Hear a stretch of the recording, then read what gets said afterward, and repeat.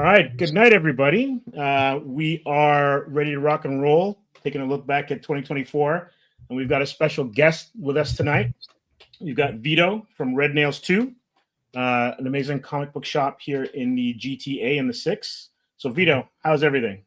Good. Yeah, no, everything's good. I had a busy day. It's Christmas season, so it's pretty busy at the shop right now. And yeah, the no taxes on stuff is a whirlwind right now, and been pretty busy. Yeah. That's all right. Excellent. And Jay, how you doing? Everything's I'm great? I'm good. I'm good. Thanks, Steve. Holiday season's coming up. Of course, it is a it's a crazy time right now in the toy space and in comics and everything. Of course. Um, Actually, I wanted to say something. Vito, did you know that the GST thing is not mandatory?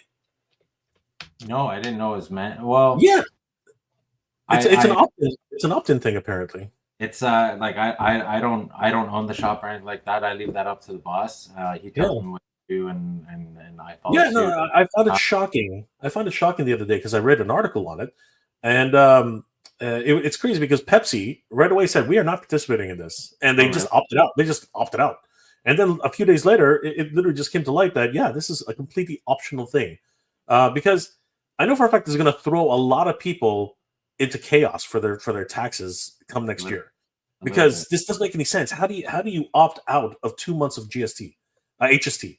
And it's not even the full HST. It's actually only the GST portion of that HST. It's Yeah, yeah, crazy. yeah. It's an It, absolute my crap show, understanding as well. My understanding as well is that like these guys got to pay up front and hope for a solid refund. which is crazy, right? And Yeah, then if your accountant isn't on point, you could yeah. potentially lose like thousands of dollars of income. And Just so absolutely. yeah, so I guess the worry is that the government's just going to change their mind on something somewhere down the way, Yeah. and all of a sudden like all this product that they sold is just not valid anymore, or doesn't qualify, or whatever the case may be, right? It could be an accounting nightmare. Oh No, yeah, not could be. It is an accounting nightmare, an it will absolute be. crap show. Yeah.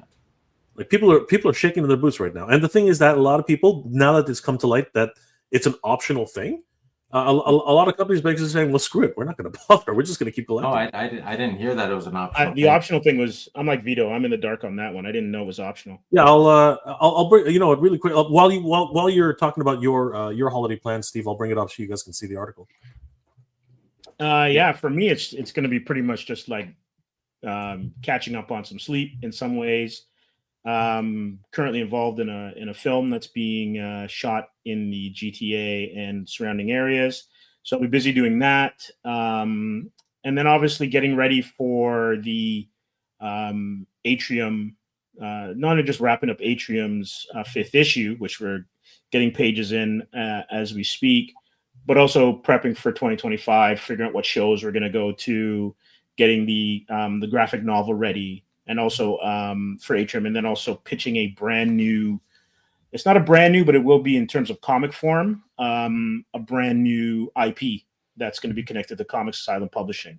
And speaking of in question, um, the in question HST holiday or GST holiday, we're trying to figure out what to do with our site because it's now live, and it's like, do we charge? Do we charge taxes on the books, or do we not charge taxes on the books? So we're trying to figure that out. But other than that, just looking forward to being with family, eating a little bit too much, getting some exercise, getting back to some exercise, and just hoping to spend some time with friends and fam. Yeah, sounds about right. Yeah. That's amazing. Yeah. 100%. Yeah. And So check this out. This all is right. this is Before you go there, we just want to say hello to Vaughn. How you doing, buddy? He is not only a friend of the show, but I would say one of the important cogs at Comics Asylum. Without him, we would cease to be, for sure. Yeah. So go ahead, Jay. yeah. So check this out. This is where things get really strange. What's going on here? So share screen. We're getting an economics lesson to kick off the stream tonight. So, just want to share that quickly. So check this out. This is weird. Do businesses legally have to partake in GST? No clear answer from the government or the CRA.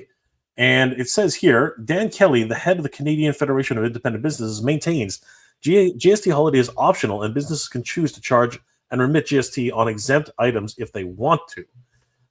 And you know what? In a lot of ways, a lot of companies are basically saying, yeah, we're gonna just basically keep charging because at this point, it's just more of a headache than it is to not do it, right?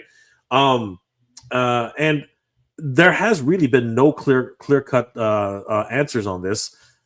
So yeah, it's just one of these really strange situations. The whole premise of it is just weird, in my opinion. And I was saying this from the very beginning. If the government wanted to do this, why didn't they just say, okay, for the 2-month break that they're calling it, right? This break, why don't you just hold on to all your receipts and then remit them to the government and get a rebate afterwards? How difficult would that have been for them? Because to put this on the onus of the business owners, it's an absolute nightmare, in my opinion.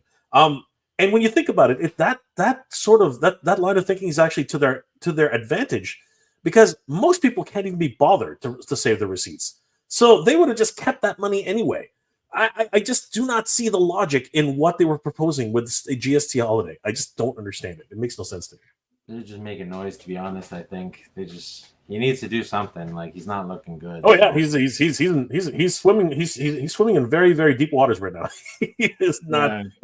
It's been a challenging week. But to be fair, like, it's bringing people in, and people are pretty happy right now, and it's good to see, like, happy faces around this time. So at least we got that going on, and hopefully they don't change anything down the road, and it is a smooth, easy tax season for everybody involved, right?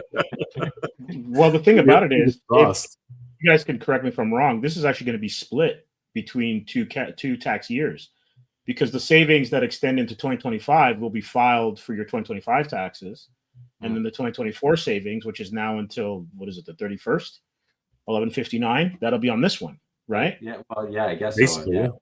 Yeah. Okay. Yeah, that makes sense. It's pretty. Again, it's the real problem is that there's no clear direction on this, right? It was literally like as quickly as it was proposed, it was put into law or whatever it is, because now it looks like just a suggestion, depending on who you ask. And because again, larger corporations are just basically saying, no, we're not going to do it. Like Pepsi actually has gone on record saying, no, we will continue to charge taxes. It's just really strange. Fair enough. A little more. Fair enough. Well, let's get to something a little bit more uplifting and inspirational. We have Shay. How you doing? Hey ho. Good to see you, Shay. Absolutely. Nerd with a suit is kicking in here. The majority of the population should not be paying more taxes than CEOs who already have far more to last infinite lifetimes. You're not going to get an argument from me on that one at all. So good point. Good point there. But getting back to the feel-good stuff, and I know this is going to be a retrospective for 2024, but I want to look ahead to 2025 for a short minute. Yeah. So James Gunn has popped out a teaser for the teaser trailer that's coming out tomorrow for Superman, the new Superman film. There was a poster that came out earlier this week, and it was just a static poster, but had some like special effects on it. And there were some musical cues from John Williams' iconic Superman theme. So I have it all queued up. Let's give it a listen and a watch. And I want to get some feedback on what we've got going on. So let me just get this one rolling here.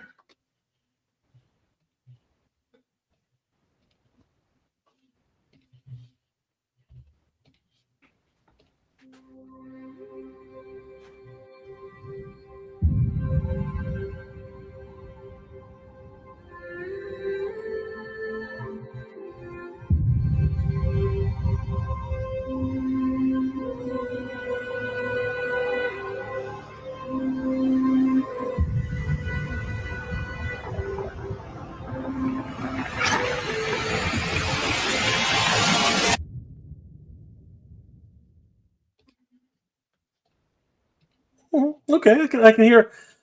I can hear a bit of. There was actually a medley, right? It was a bit of Man of Steel. It was a bit of John Williams. It was a bit of the Donner Cut. Like, there was and the the pinging of the titles very Yes. similar to very similar to Superman 78. Yes, Absolutely. very similar. So it's almost as if he's trying to. Well, we'll see where it goes. Tomorrow, I think, is the big reveal, right? So, but in terms of a teaser, it's interesting, very interesting. It feels like that he's like trying to get everybody, right? Like pretty much get everybody that's ever watched a Superman movie to come see this, right? The last two, Batman, Superman, and Justice League, like turned off a lot of people. Like, you need to get everybody in this one. This one can't flop. Especially with, like, I know Batman is like the sales driver when it comes to not only the movies but also the books. I'm sure every LCS is looking at the Batman sales and going, thank God, right? In certain aspects. But I don't think comics works if Superman's weak. Like, if you have a weak Superman product, whether it's comics or the movies, I don't think that it's beneficial to it. So this movie has to hit. And I agree with you that he's trying to get. It's also important for him. Let's just be honest, because after leaving the MCU, his work with Peacemaker has been great, but there's a lot riding on him, kind of revitalizing DC's cinematic universe. And so there's a lot of Snyder fans out there. There's a lot of like goodwill to the public that's out there, but there's a lot riding on how he's going to guide this, because he's got a high bar with Guardians. If you can make Guardians what Guardians became, you got it. You have to hit like multiple home runs with this Superman film.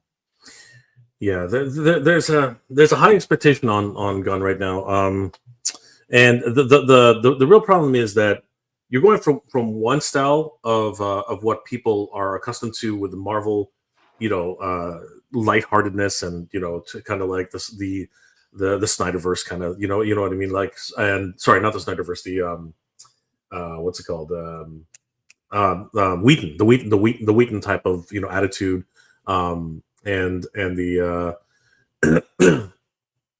that type of attitude with Avengers and things like that.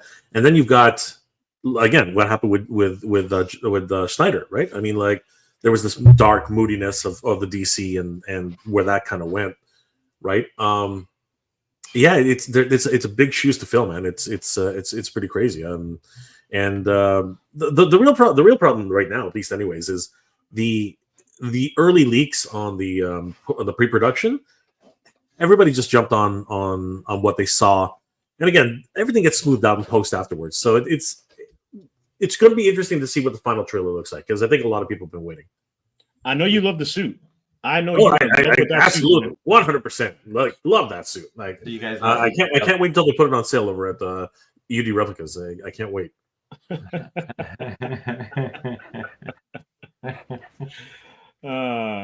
And Vito, what do you think? What's your impressions? Man, like Jay said, right? Like, moody Superman. Like, it was pretty bad, and I feel like they haven't really nailed Superman since the animated series in the 90s, to be honest. Like, there was good point. The like everything that's like, and even Justice League was good, right? Like, but there was less Clark Kent happening in Justice League, and so you really just kind of saw Superman, and you saw badass Superman, which was great. But to do it live action, man, like, Superman, he's settled. Like, Superman's got the confidence. Like, by the time Superman is rocking that S, like in public, like he's got all of his stuff sorted out. Like, he's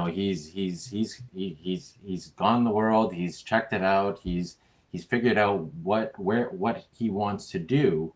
I've always looked at that S as like his business. Like, it's like a nonprofit organization, right? And even throughout the comics, like, anybody that rocked that S had to live up to a specific standard, right? And he believes in that standard, and I don't think like to have Superman running around being Superman, like you got to be there. Like Superman is the last resort. Like when Darkseid comes, right? Like I don't need I like what like a guy that's been worried about whether or not like he's doing the right thing. No, like I just need this guy to like know he is good and ready, like to take care of business when it's time, right? I think there are three facets to Superman that, again, only the animated ever touched on, and that's the nonprofit organization. There's the bumbling disguise that he wears in public, and then there's the dude at home, eating the apple pie, hanging out with the Kents, hanging out with Lois Lane. Like these are three different characters that don't like that third character hardly gets touched on, like that middle character hardly gets touched on in the movies. But you need Reeves' confidence, the 78 confidence that Reeves hasn't been brought forward, and with that spark of humor, right? Like Yeah. like he could smile and he could talk. Like it wasn't like he was at a loss for words. Yeah. He was at home. Like you could almost tell that Henry Cavill's Superman was uncomfortable being among Earthlings. Yeah. Right? Yeah. And I won't even talk about Pa Kent. Like I love Kevin Costner, but that Pa Kent was that it just wasn't for me. Right. But like Reeves Superman. And I think, I think everything kind of fell apart, even with like Brendan Routh's interpretation of Chris Reeves Superman. He didn't talk enough either. When you think about it, like Superman is supposed to be like one of us and who everyone aspires to kind of be like. So he can talk to the kid who he's getting their cat out of the tree. He can dress down a criminal, right? Like you go back and you watch Superman 1, and I think it's the first one, and he's, I remember the guy who's kind of like trying to scale the building using the suction cups, and he's dropping one-liners. I can't tell you if Henry Cavill's Superman ever told a joke as Clark or as Superman. No, it was actually Batman, but like Affleck, like he was the one tossing jokes around, right? And yes, it was very backwards to see the two of them have that role reversal thing, and it was kind of weird. But yeah, you're right. Like there's a lightheartedness to the Superman that's kind of like really integral, right? Like, and there's an article I read just the other day. James Gunn, he was kind of talking about how, and I don't know the actor's name. I'm pretty bad with names. Corn Sweet. Yeah, so he actually convinced Gunn and the studio to keep the trunks, and the way he explained it was, Superman's an alien, he's super powerful, like, but he wants to come off as friendly, like helpful, not scary or anything like that. And the idea was wear the trunks because it's almost like a wrestler's costume. And we all grew up watching wrestling and having a great time. Those guys were heroes, and they put on a show. And if I recall correctly, he kind of convinced them using that kind of metaphor, and like everybody agreed, and the shorts were a go, which I'm so happy about, because like Superman, like without the shorts, man, like I don't know. They tried it last time, and it was. Maybe the no shorts made him moody or something. But though, I will say from a design aspect, having the red shorts cuts the blue, like because you've got the blue top, you've got the crest, you've got the shorts that cut it, and then you got the pants, which is blue again, and then you go back to the red boots, and then combine that with the cape, it kind of just breaks up the color scheme. Yeah. Right? I think it works for Batman because Batman's kind of like a more militaristic kind of a suit. There's more of a battle suit. And he even goes in an all black kind of, or matte gray kind of design, depending on, who's drawing it or what kind of film you're watching, whether it's the Nolans or the Schneiders or even the Tim Burtons. Right? So I think it works for Batman, but for Superman, and I always felt this was a problem with the Schneider one. The color palette for his costume was way too dark. Yeah. And so, like, I know that they were muted, and I know that they tried to fix that even with Wonder Woman in Wonder Woman 84, where her outfit was way brighter. Yeah. But I think it works better when you've got more color in that suit, and then the colors pop. Oh, for sure. Yeah. Yeah.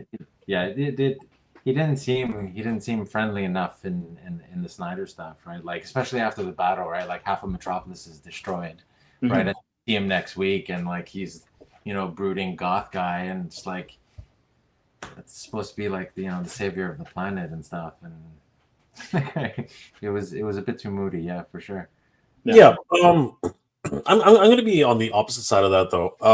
Not so much that I didn't love. I mean, I grew up on Christopher Reeves. I grew up on the 78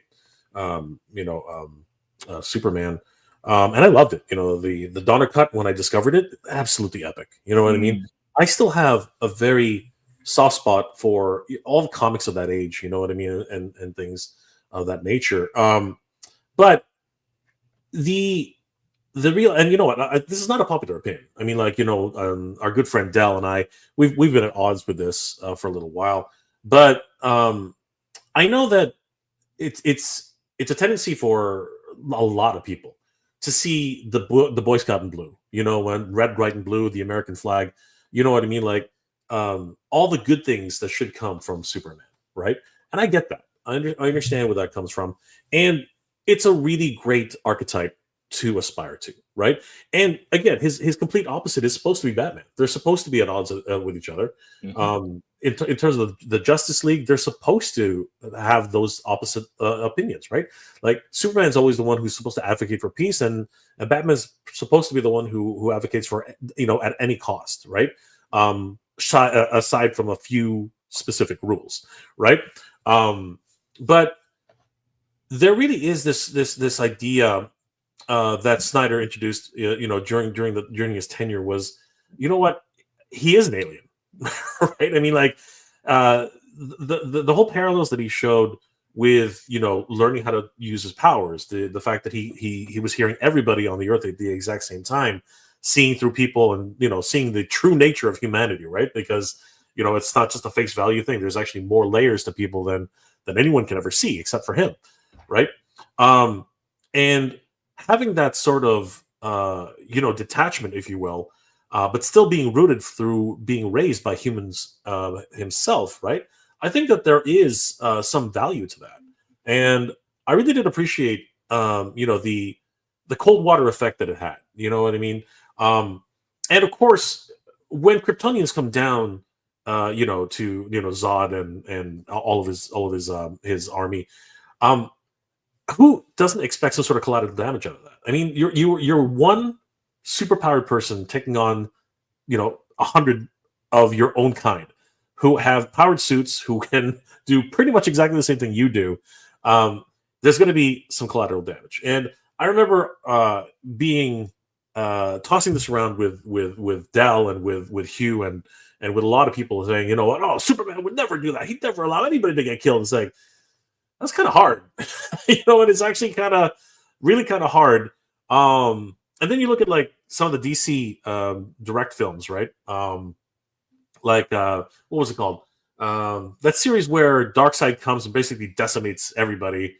I can't remember which show that was. I think it was like Justice League Dark. I think that's what it was called. Yeah, that was an interesting take on it too, where all of the Justice League didn't know each other. So they all start fighting Darkseid, and basically they're all getting in each other's ways because they don't know how to act as a team, right? And even Superman in that show was a bit of a dick, I mean, like, he was kind of like, oh, look at you, you're Wonder Woman, you're kind of sexy, and I'm kind of attracted to you, and what's it called? Green Lantern did not like Batman, and the Flash was like completely enamored. There was this whole like storyline which kind of made more sense. But there's always going to be a part of me that really wants and yearns for a Christopher Reeve, unbreakable, unwavering, unmovable, version of Superman. But I have to say I didn't mind a more realistic, at least a little bit more realistic take on Superman with Snyder and yeah, he's moody. Yeah, he could stand to maybe throw in a few jokes here and there. He could be a little bit more relatable. But again, when you really did, like, and I think all of us have experienced this, whether or not we were teenagers or whether or not we were in our adult years. There is a point of isolation that you get when you are the only person, in a room, either whether you're a geek or a nerd or of a different ethnicity, and everybody around you has something in common, and you're the only one who doesn't. You know what I mean? There was, I think, that part of it that kind of, spoke to me a little bit. So, there is that. But of course, as I said, I still adore, Christopher Reeve's take on Superman and that age at the time. For sure. And Nerd with the Suit has a great point, and I agree with it. I'm sure, Vito, you're in the same point. You're going to agree with this as well, too. Supes is Clark Kent before Superman in the same way that Adam is Adam before he is He-Man. And Jay, I totally am with you on what you're saying. I think what I was looking for, because I love Cavill as Superman. I thought he was great. I think that what I was missing, and you brought up a good point, and I never thought of it until you just said it. When the Kryptonians arrive, there's really no difference between Zod and the Kryptonians and Cavill's Superman in terms of like their demeanor.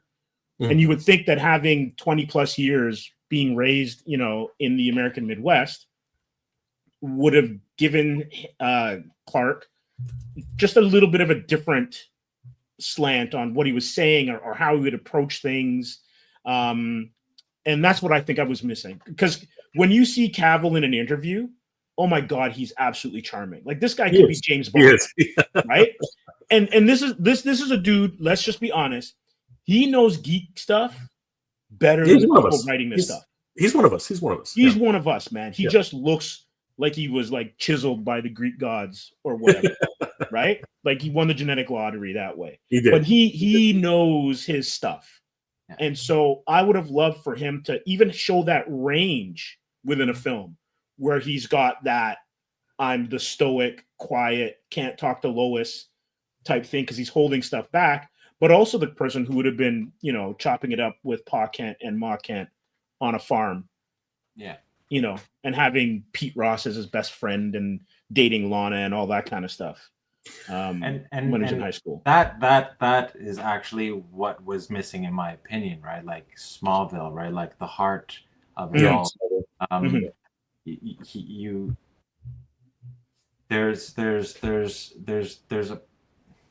There's a point with Superman that, like, he is confident that he belongs on Earth, right? Like, he's not a Kryptonian first. He's American first, right? Like that's always how it's been, and he was raised that way. I'm not sure if religion comes into play. I don't think so, but like he's definitely an all-American Kansas boy. He loves apple pie, loves hanging out on the farm. Just wants to have a good time. So I think, year Man of Steel, I thought it was great as a movie. I defended it, even the death of God and all that jazz. I would have liked that by the time we got to, Batman versus Superman, especially picking a fight with Batman, that he would just be more confident and secure. And I'm here, and I am going to make a difference, especially if he views Batman as a threat or whatever the case may be, right? But to be unsure and to still do all that, it was completely out of character, and that's fine. But again, in my opinion, once Superman is Superman, like he's had all that sorted out, right? Like the only thing he's unsure about is whether or not he can save as many lives as he wants to. Like that's in my opinion, like he's sorted it all out, and it's because of the Kents, right? The Kents really grounded him and made him feel human. Right, and I don't feel Cavill presented that in Batman, Superman, and Justice League. Yeah, and to his credit, I'm not sure if it was a Cavill decision or if it was a Snyder decision. I think that the kind of writing that is prevalent in the movies, thus far, sort of lent itself to that type of, again, detachment, right? Yeah. Which I felt that he really was at odds with his A, upbringing, and B, who he really is, right? Because it's unfortunate that he had to grow up different. It would have been, and I'm not sure if the original writing back in the day even explored that idea that when he was growing up, he could hear everything, he could smell everything, he could taste everything, he could see through people, right? I mean, that's a scary thing for a kid, right? Because even Kryptonians aren't supposed to do that. You know what I mean? Like if a Kryptonian was living on his or her native planet, they would never have experienced those type of horrors, right? Or those types of things. And he had to actually figure that out on his own. And it was only through the grace of his parents that that was actually a thing. So, knowing that you're different, right? Which many of us have had to go through that, right? Dealing with that type of adversity, it does shape your world around you, right? And unfortunately, it really does kind of sort of make you second guess a lot of things as you are growing up, And I think that was a really good exploration in Kingdom Come, which I still champion to this day as as a really great film-worthy book, right?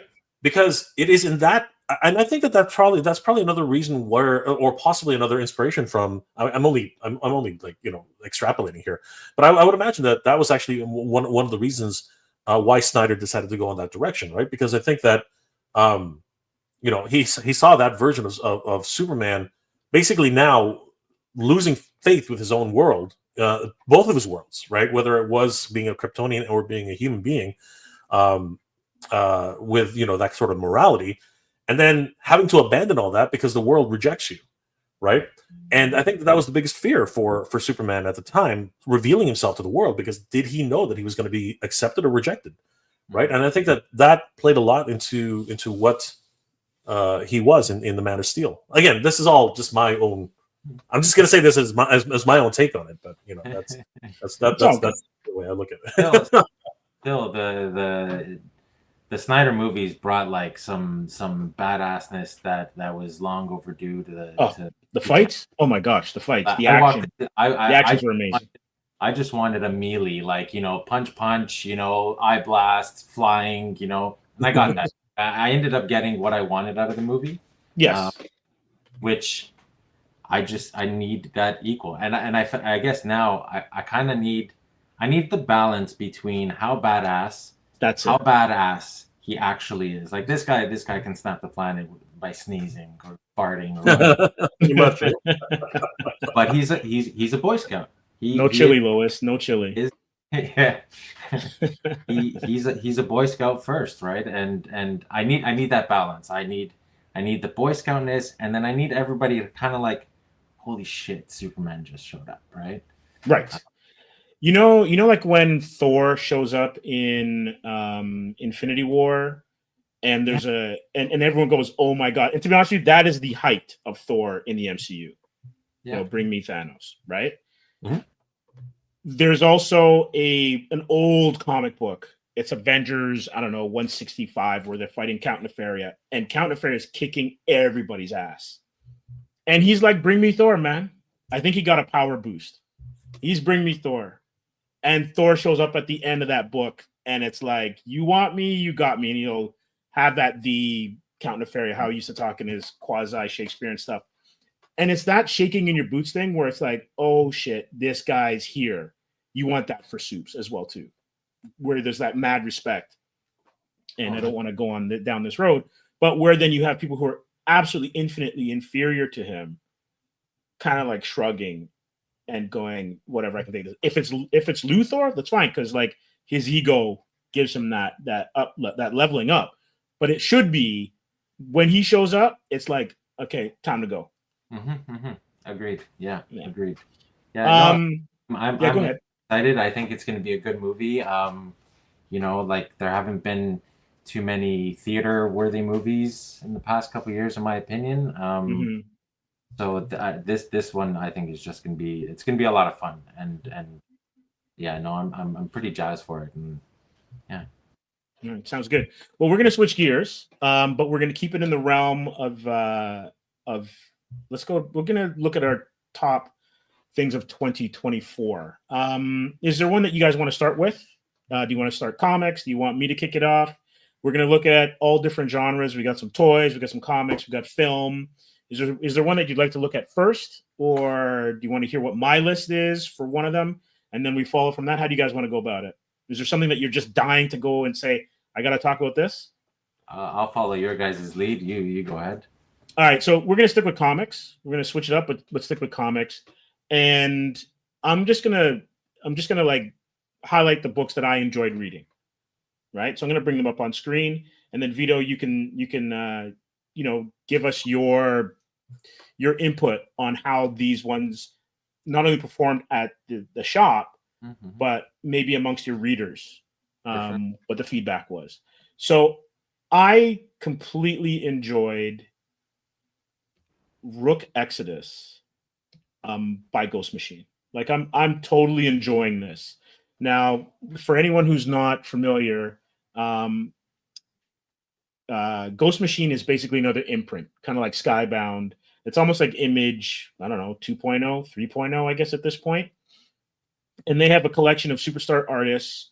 Jeff Johns and Jason Fabok are the creative team on this one. And it's kind of like a post-apocalyptic on an alien planet kind of scavenger type of story. And I love the artwork. Fabok's artwork is fantastic, and Johns' world that he's building is great. I think I'm on issue 4 or issue 5.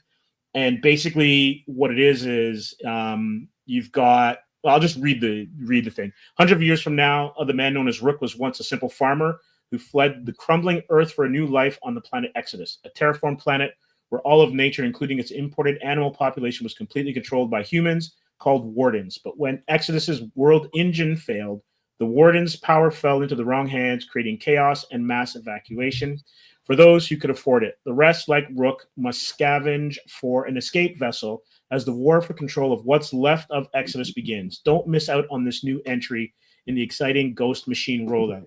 I loved it. A lot of the Ghost Machine stuff. Hyde Street's great by Ivan Reyes. Geiger, which is, I think that was out beforehand, before it became part of, I guess, this relaunch. There's just some really good titles. And then Redcoat, I think, and is also out as well, too. And Jeff Johns is kind of like the Stan Lee of this universe, where he's kind of crafting everything and doing a great job, as far as I'm concerned. Yeah, Rook was the most popular one, I think. There's also Halo and Hornsby that started recently, and Rockefellers. Rockefellers by Francis Manapul. Yes. Yep. Oh man, like really, like almost every series has superstars. Bangers. Like banger superstars. Absolutely. You can't go wrong. They're all going to be absolutely good reads. I've only read first couple of issues of Geiger and Rook. Rook was phenomenal. I really like the world that they created there. You're right, Geiger was a continuation of this is volume 2, I would say. And I'd say that Rook is the most popular, and like the reception has been great with all the Ghost Machine stuff. And it's an interconnected universe, if I'm not mistaken. That I'm unsure of. I think it's all interconnected from start to finish. They even have like this big timeline. Okay. Of how it works. Rook, I guess, is in the future. I would say yes. And Redcoat, obviously, I think takes place during like the Revolutionary War. Yes. And then there's Junkyard Joe, which takes place during, I think, the Vietnam War or the Korean War. I'm not quite sure. So there is this huge timeline where things are happening. That's a great read. I'm just going to go to another one, which I totally enjoyed. And I'm enjoying the Uncanny X-Men by Gail Simone and David Marquez. And so they've broken up this is after, I guess, the Age of Krakoa. And they've kind of relaunched the books where the teams are split apart, kind of like going back to like the X-Men Red, X-Men Blue, all those different teams from the early 90s. And this one kind of gives Rogue and Gambit the spotlight. Rogue more so because she's kind of leading this group. And it's Gail Simone's a great writer, and she's really hitting some good notes on this one. What's the feedback been on this one? The feedback on Uncanny has been good.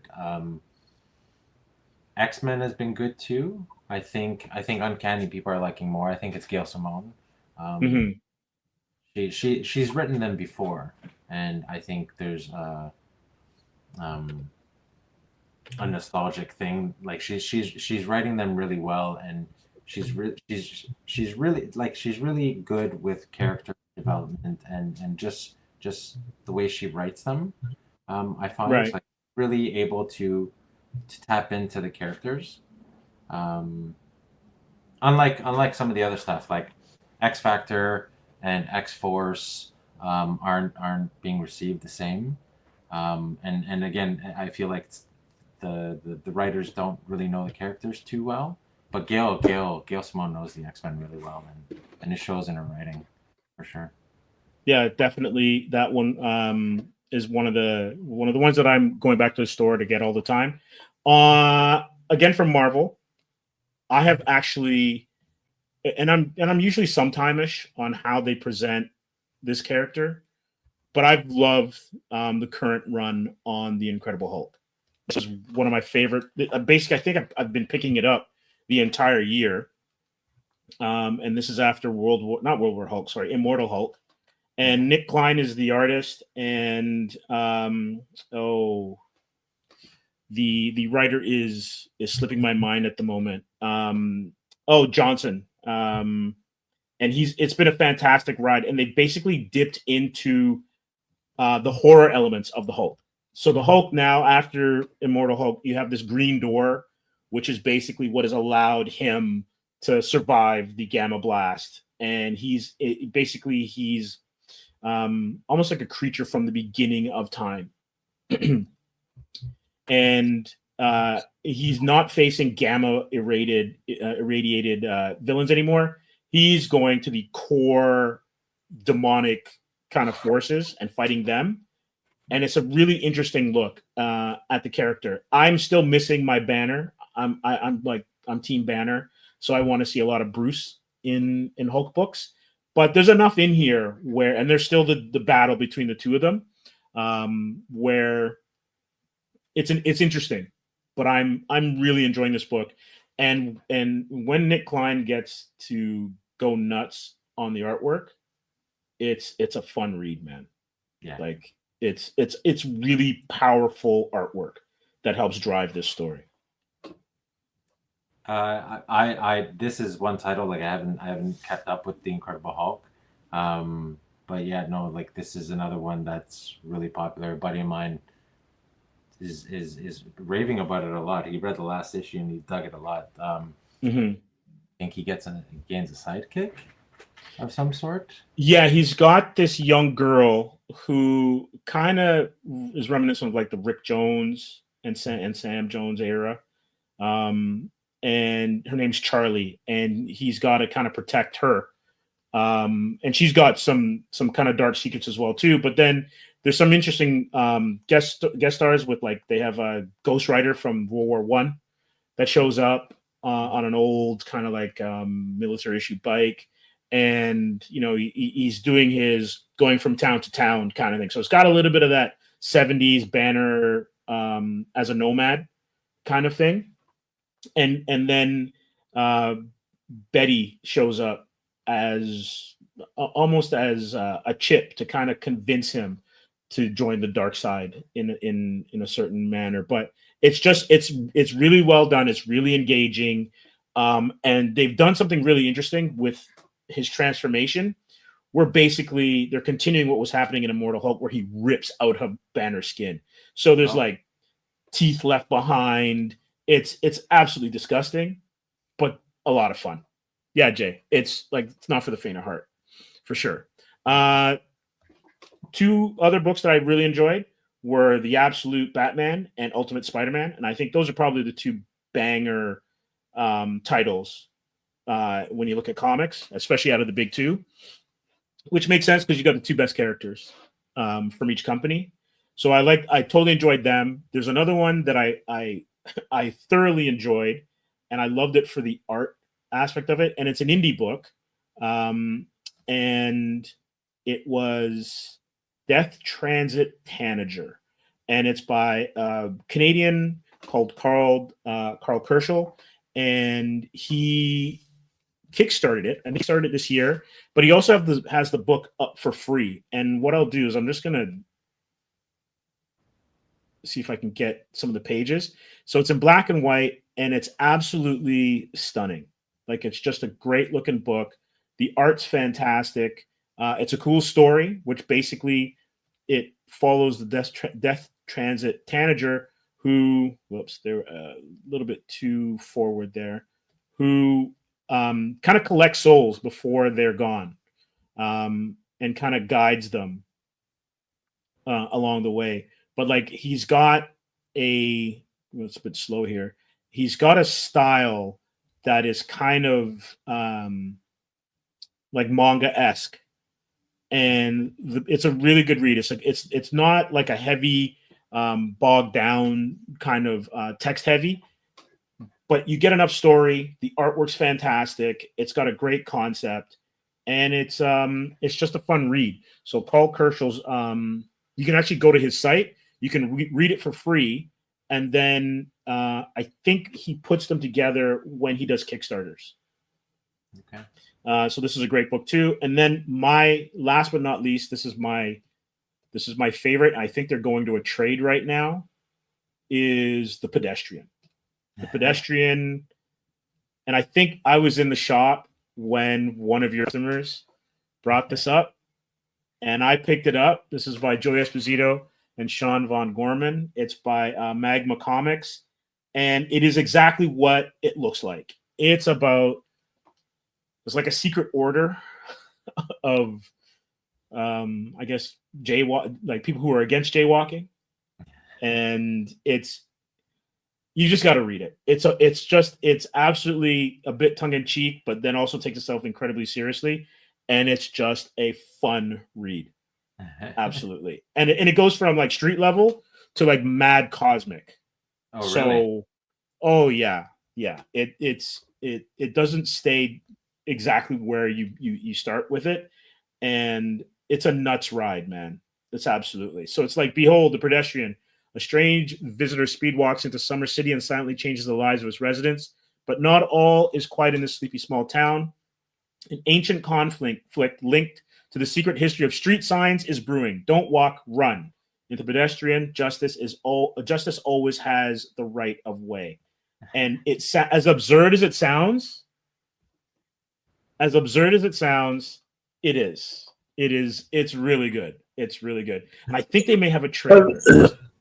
You had me. Oh my god, that's just too crazy.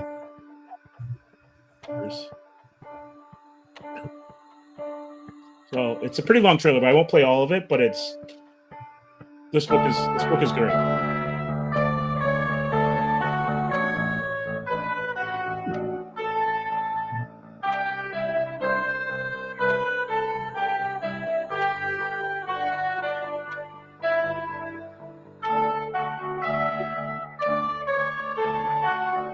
And the best part of it is, he will not jaywalk.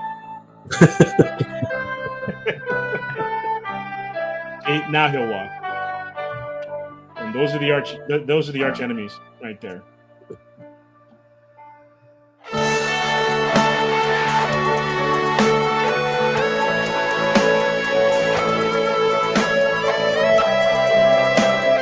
We just lowered it a little bit.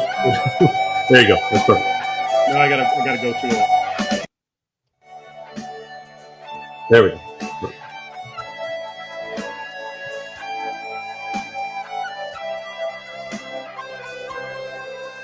Oh, wow.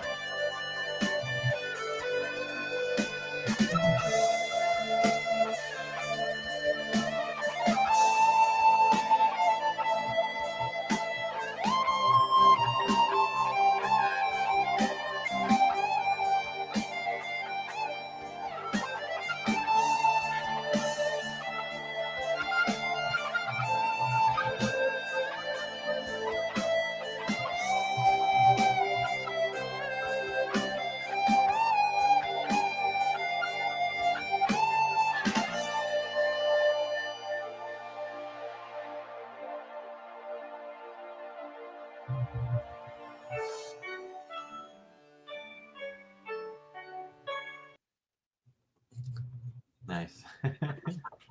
You had me at pedestrian. Like seriously, it just Yeah. looks like a great read. Seriously, It's absolutely bonkers. It's an absolute bonkers. I think the trade's out now.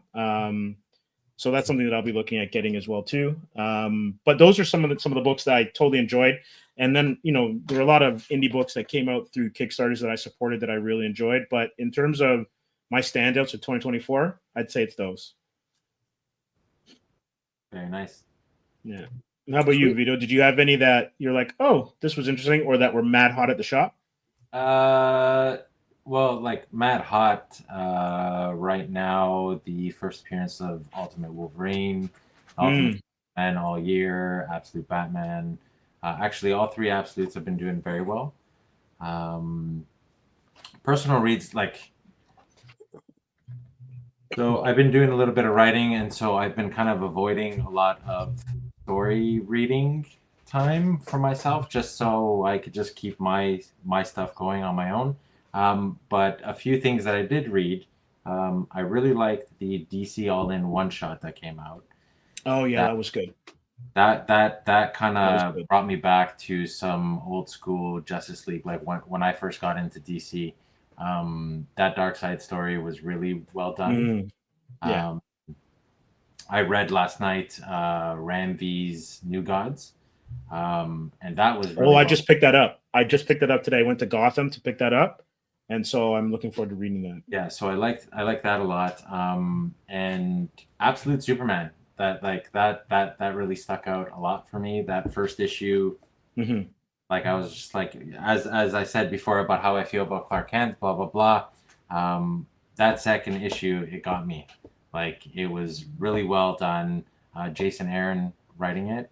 And you can't go wrong with Jason Aaron. Like he's just great with pretty much anything he's done. I'm excited.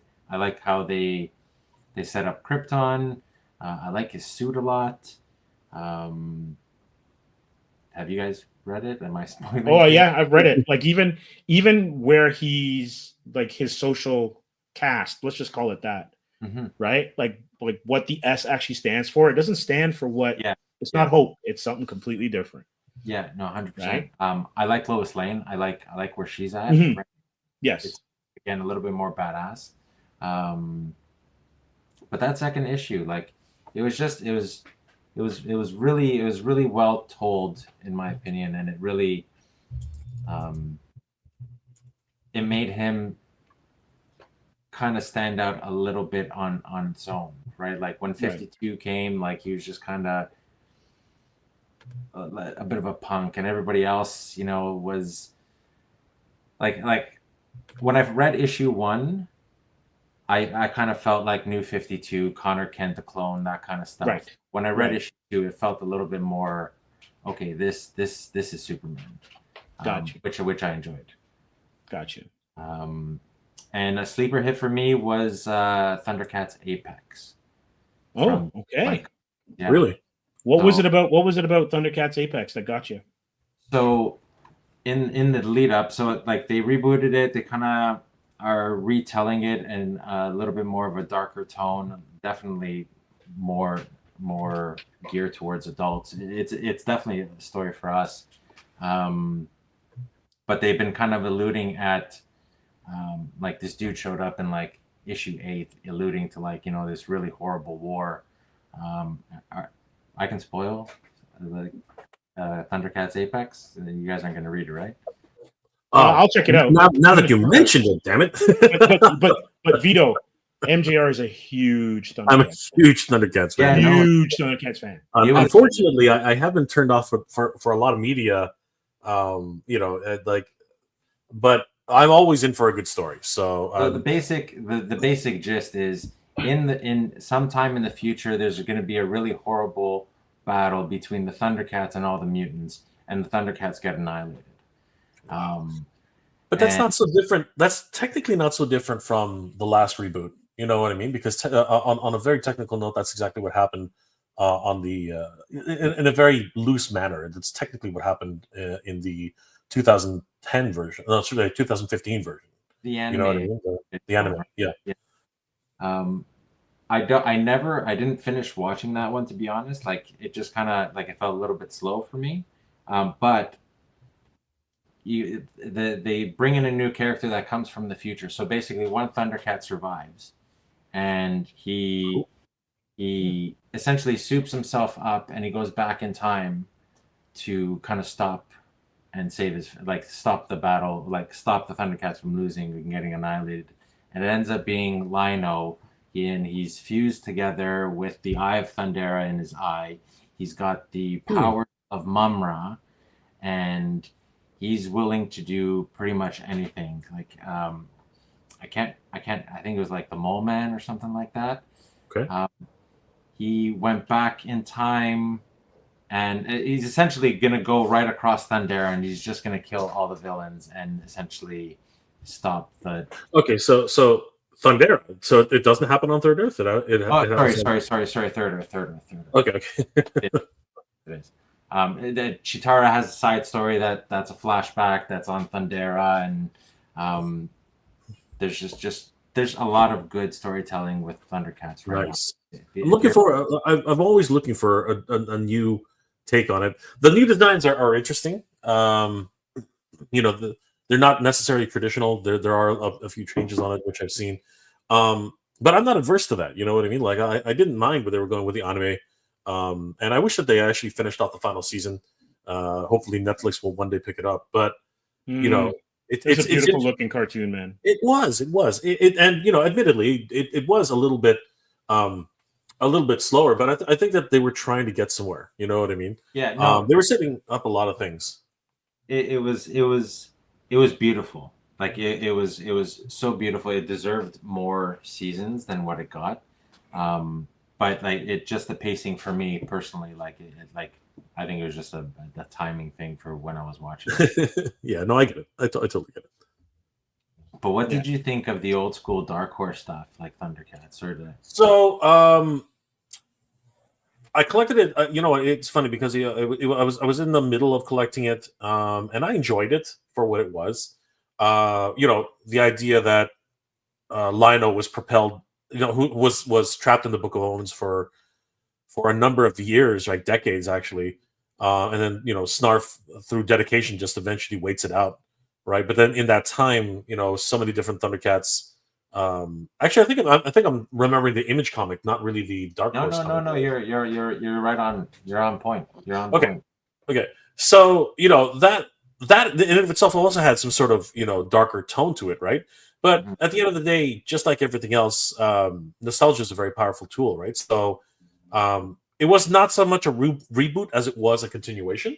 So it was interesting going along those lines. I didn't actually make it to the end because I was, so many different things were happening around that time.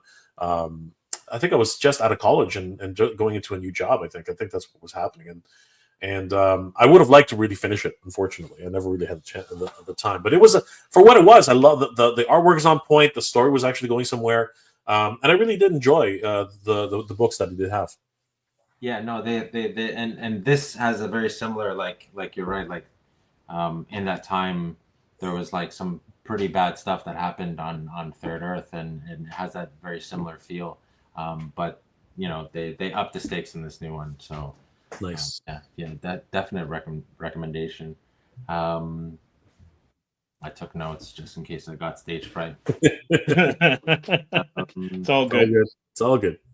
Yeah, no, I guess shout out to a few things that like I've been flipping through the books as they've been coming into the shop.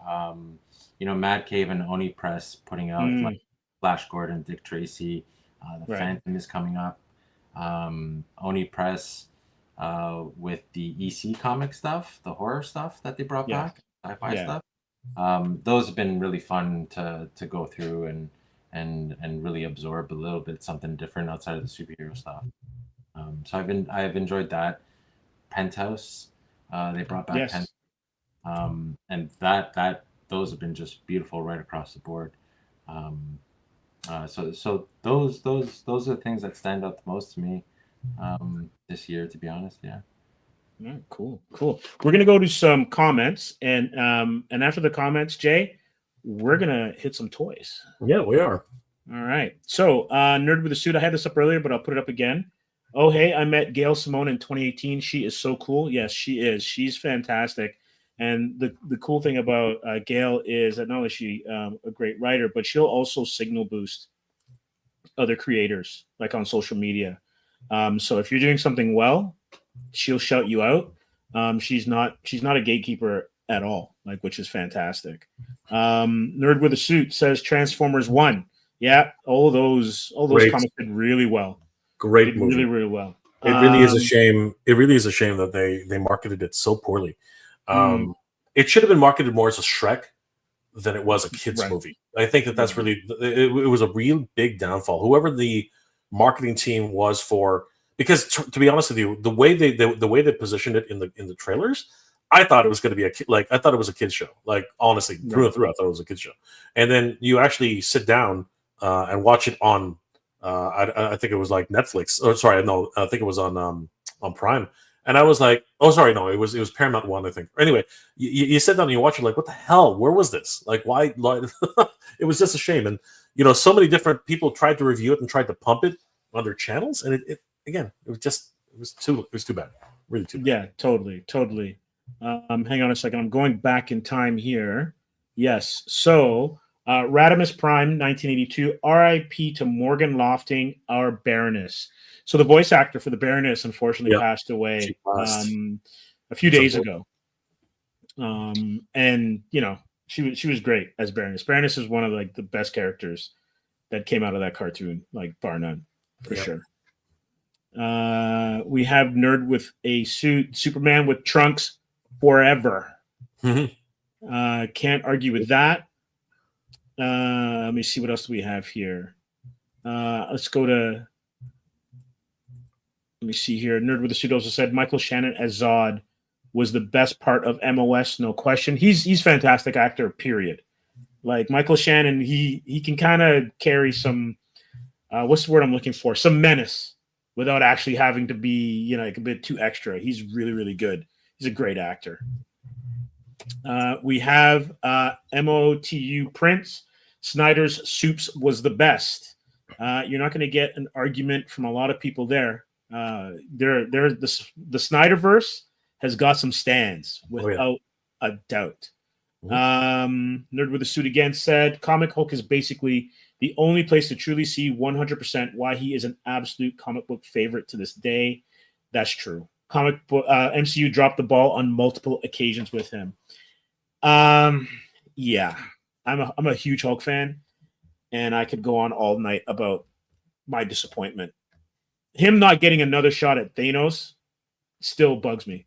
Yeah. After that absolute beatdown that he took in Infinity War, for sure. Nerd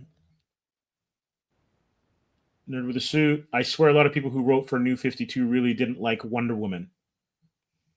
Shao Kahn. Hello there, everyone. How you doing, Shao? It's good to see you, bro. Nerd with a Suit has some very interesting comment here, because this is one I've never seen, but I know that it's got a lot of fans. I want a new Rocketeer movie that's good when it comes to these heroes based in the classic pulp era, like you were mentioning with, I guess the Phantom. The Phantom was to be honest with you, I'll argue that the original Phantom from the 90s was probably the best comic book accurate costume for our time. Like, he basically looked great. The Billy Zane movie? The Billy Zane one. Oh yeah, no, I'm with you 100%. Yeah. Yeah. Like it was on point. The Shadows costume was pretty good too.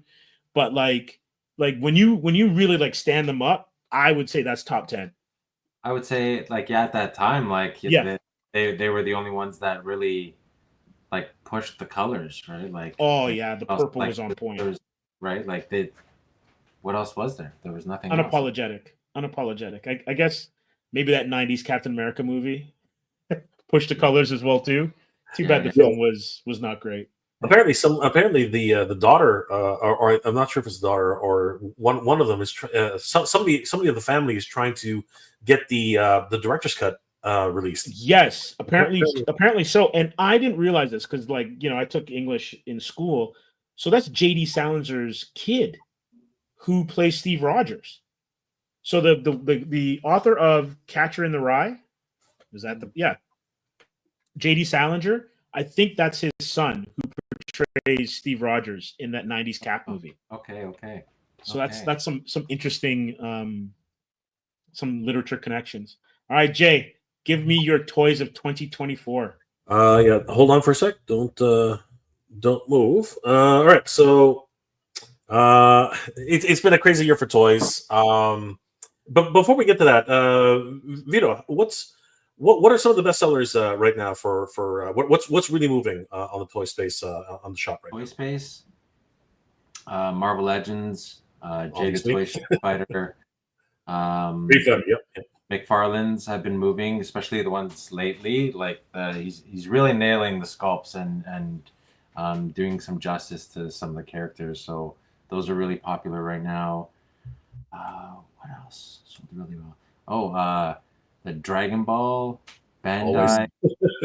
Always. Not the figure art stuff, but the Bandai like that. Yeah, the slightly the one level down from yeah. So those have been selling really well. We got some Street Sharks that, like, surprisingly, like I didn't think they were going to sell really well. I didn't think so. They need Vin Diesel to come back and pump that hard, man. I think Marvel Legends. Okay, so big question. Yeah. How's Star Wars moving? Not at all. Exactly. Not at all. The head just shook exactly like that. Star Wars is not moving. So let's start off, Steve, with a positive note on Star Wars. The number 10 on my list for top 10 of 2024 is the Ghost. The Ghost is of course this was a HasLab project, but I got to tell you, in terms of like bringing it back old school and really nailing it, I think that the Ghost really gives you that feeling of a Carillion freighter. You know what I mean? The type of the type of design that was actually put into this, and of course, it doesn't hurt that I'm a huge Rebels fan. So this was just an immense love letter to the fans. Totally smashed its goal. Reaching 21,768 backers of an 8,000 backer goal.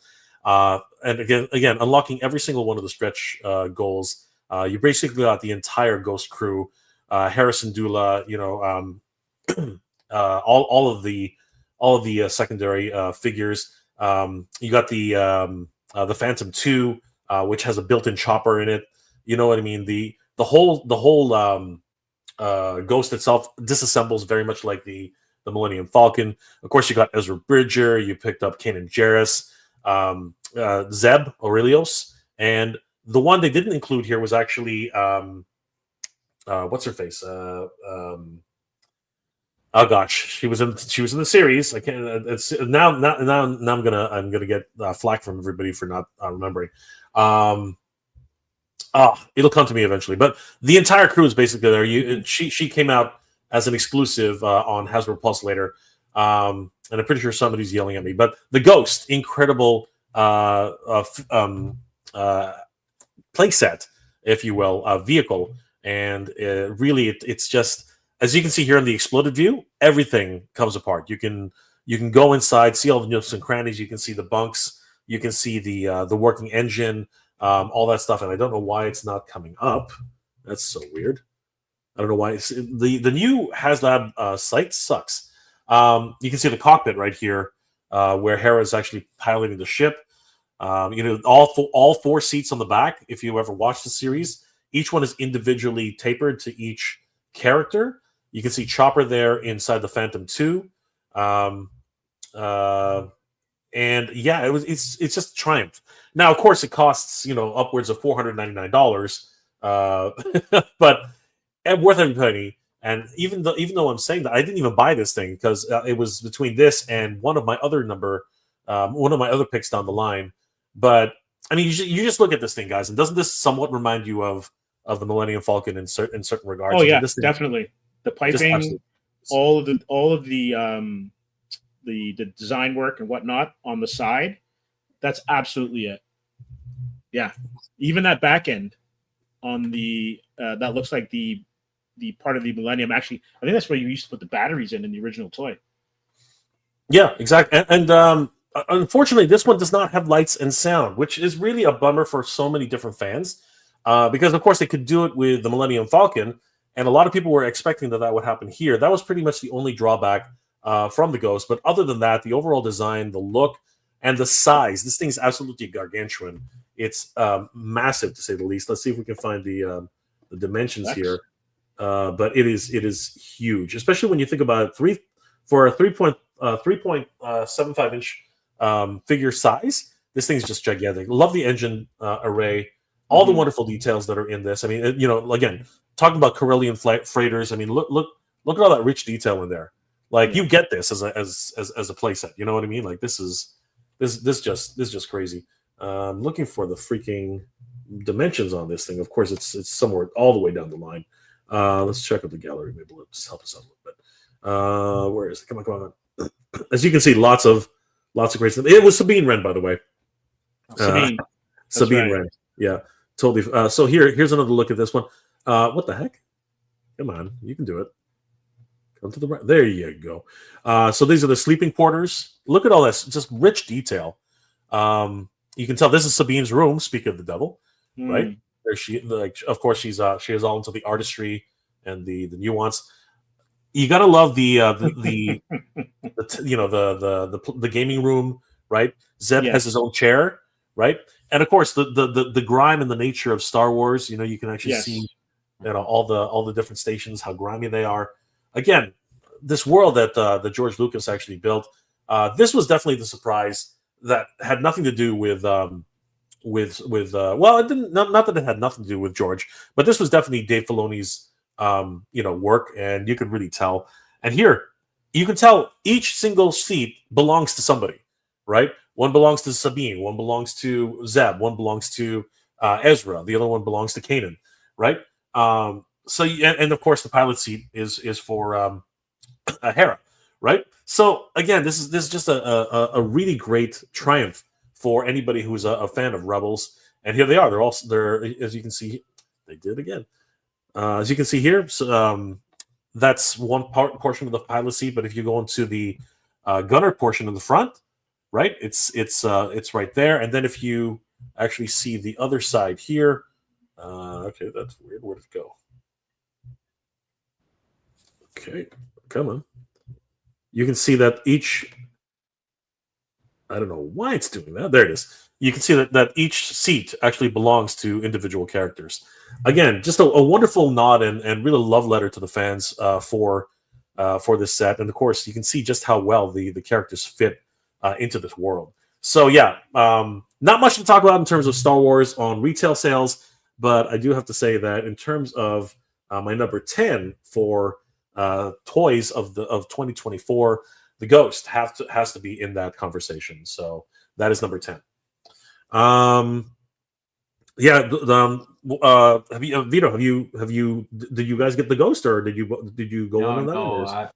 No, I cherry pick some of the Black Series. Generally, like a Jedi or a Sith. Anybody with a lightsaber, is generally who I try and track down. But no, not Star Wars. Definitely not this. Yeah. It's super cool, man. They really go all out when it comes to the Star Wars vehicles and the G.I. Joe vehicles. They do them really well, which is always impressive and nice to see, right? Like you said, for the price point. Yeah, I mean it was retailed at $449.99, and now that it's actually starting to hit people's homes, you're looking at 1,500 US. You're getting upwards of 2,000. It's just going to keep skyrocketing. Yeah. So in terms of an investment, this thing, I mean, like I said, it literally is just a functioning piece of art. You know what I mean? Like this thing, it looks crazy. Any thoughts on this one, Steve? No, it's beautiful. I think we looked at this one earlier this year, and I'm a sucker, because I like to draw for all of the design elements to it. Just a fantastic looking piece. Yeah, and there wasn't much there wasn't much hoopla to talk about with Star Wars this year. Although I will say, I am getting into Skeleton Crew quite a bit. I think that Skeleton Crew is great, man. I'm liking it. I'm liking it a lot. It's a fun show. I'm like, liking it a lot. All of the bad vibes that they may have gotten from the Acolyte or whatever, they're ending the year off right. And Skeleton Crew is actually in one of my shows that I'm enjoying from 2024. And I agree. I'm totally on board with it. I really am enjoying Goonies in space. You know what I mean? I'm really digging it, man. I hope they expand. Even the 1980s suburban aesthetic. I swear it's hilarious when I look at how they have the suburban thing set up on Manhattan. Yeah, it's hilarious. Yeah. But you and I talked about that and how much it was a departure from Star Wars. But now that we know a little bit more of what Atten means to the rest of the universe, it's sort of really starting to make sense now. It makes total sense.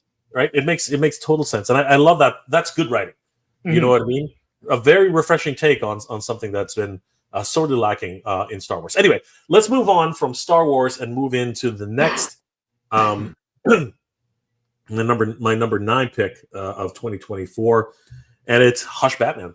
Oh yeah. Hush Batman was an incredible surprise. Holy crap.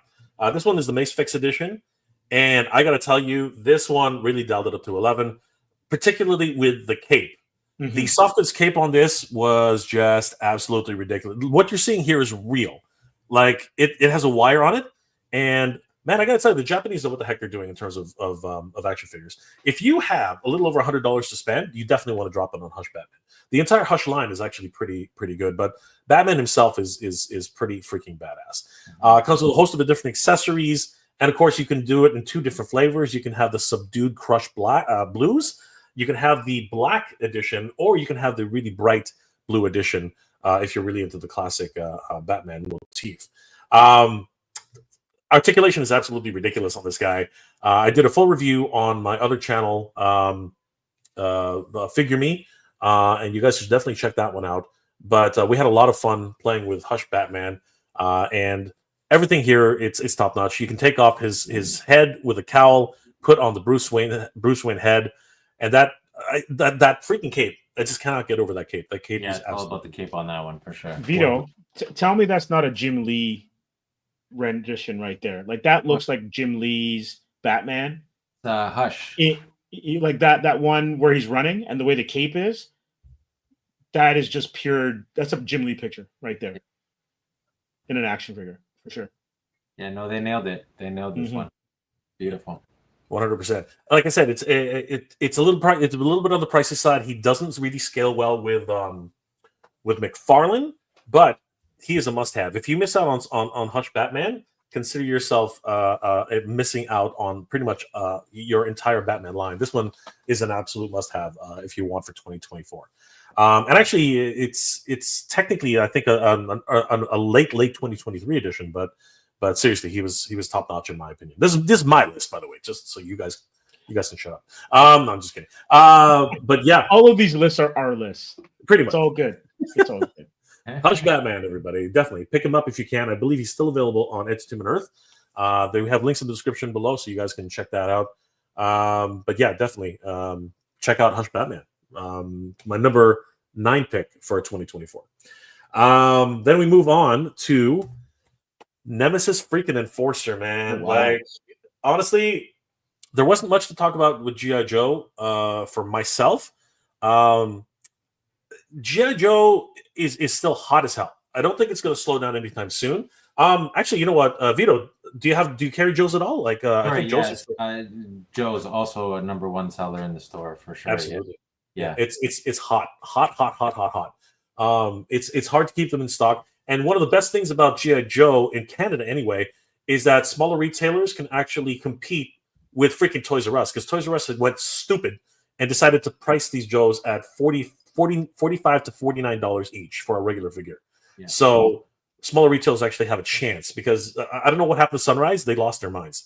But the Nemesis Enforcer here, is, at least until probably another couple months, because they always do this, he is right now a Hasbro Pulse exclusive. And I got to tell you, we've been waiting. Many Joe fans have been waiting for Cobra La to rear its ugly head, because obviously it's a very polarizing thing in the GI Joe fandom. But you cannot one character I think everyone can always walk away with happy is Nemesis freaking Enforcer, and it's Enforcer. It's not Immortal. It is Nemesis Enforcer. Okay, everybody who says Immortal, you're wrong. All right, that's all. I will say one thing. I was a little disappointed with the wings on this one. I was really hoping for some animated wings. Yes, 100%. I'm totally on board with you, Vito. 100%. As a matter of fact, let me see if I can pull one up. Nemesis. I have to put in Immortal, unfortunately.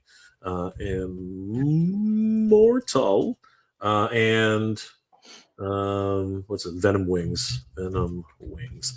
Let's see if somebody. Yeah, it's the Null Wings.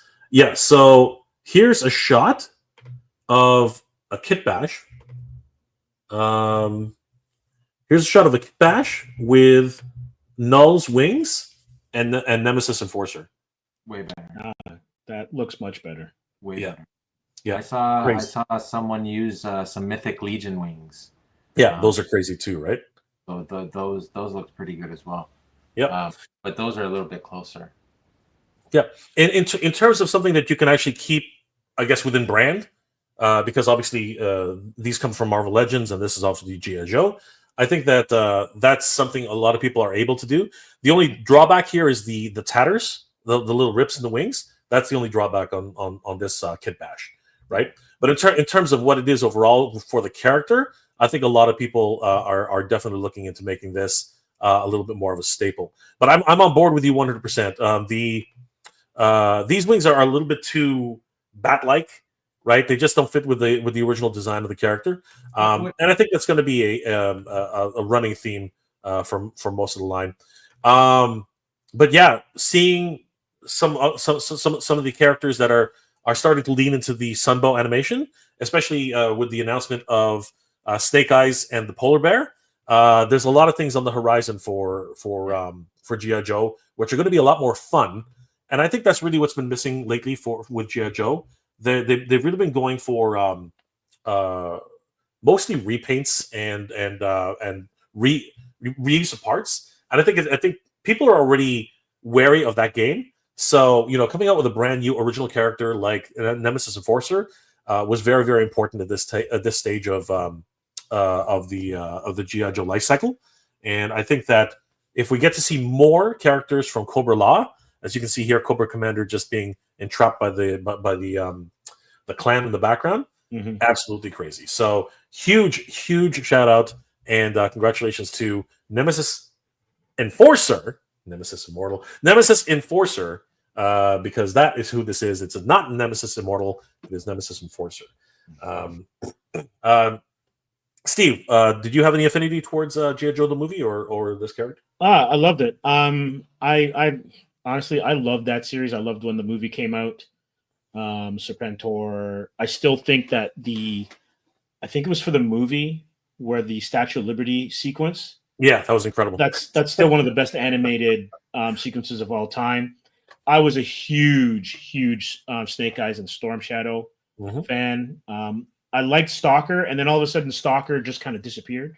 That was weird. That got written out. I don't know if it was a contract dispute or what, or they had to give what's his name, Flint, some more time. I know, right? And it was also weird too, because didn't Don Johnson voice one of the characters in the movie? Johnson voiced Flint.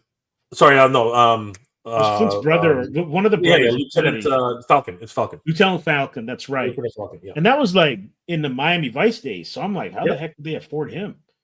Well, it was that same situation with Transformers. They needed a bigger name, and it was around the time where it's like you go to a big actor and you're like, it's a kids show, give us a break, and normally they would say yes. These days that doesn't happen.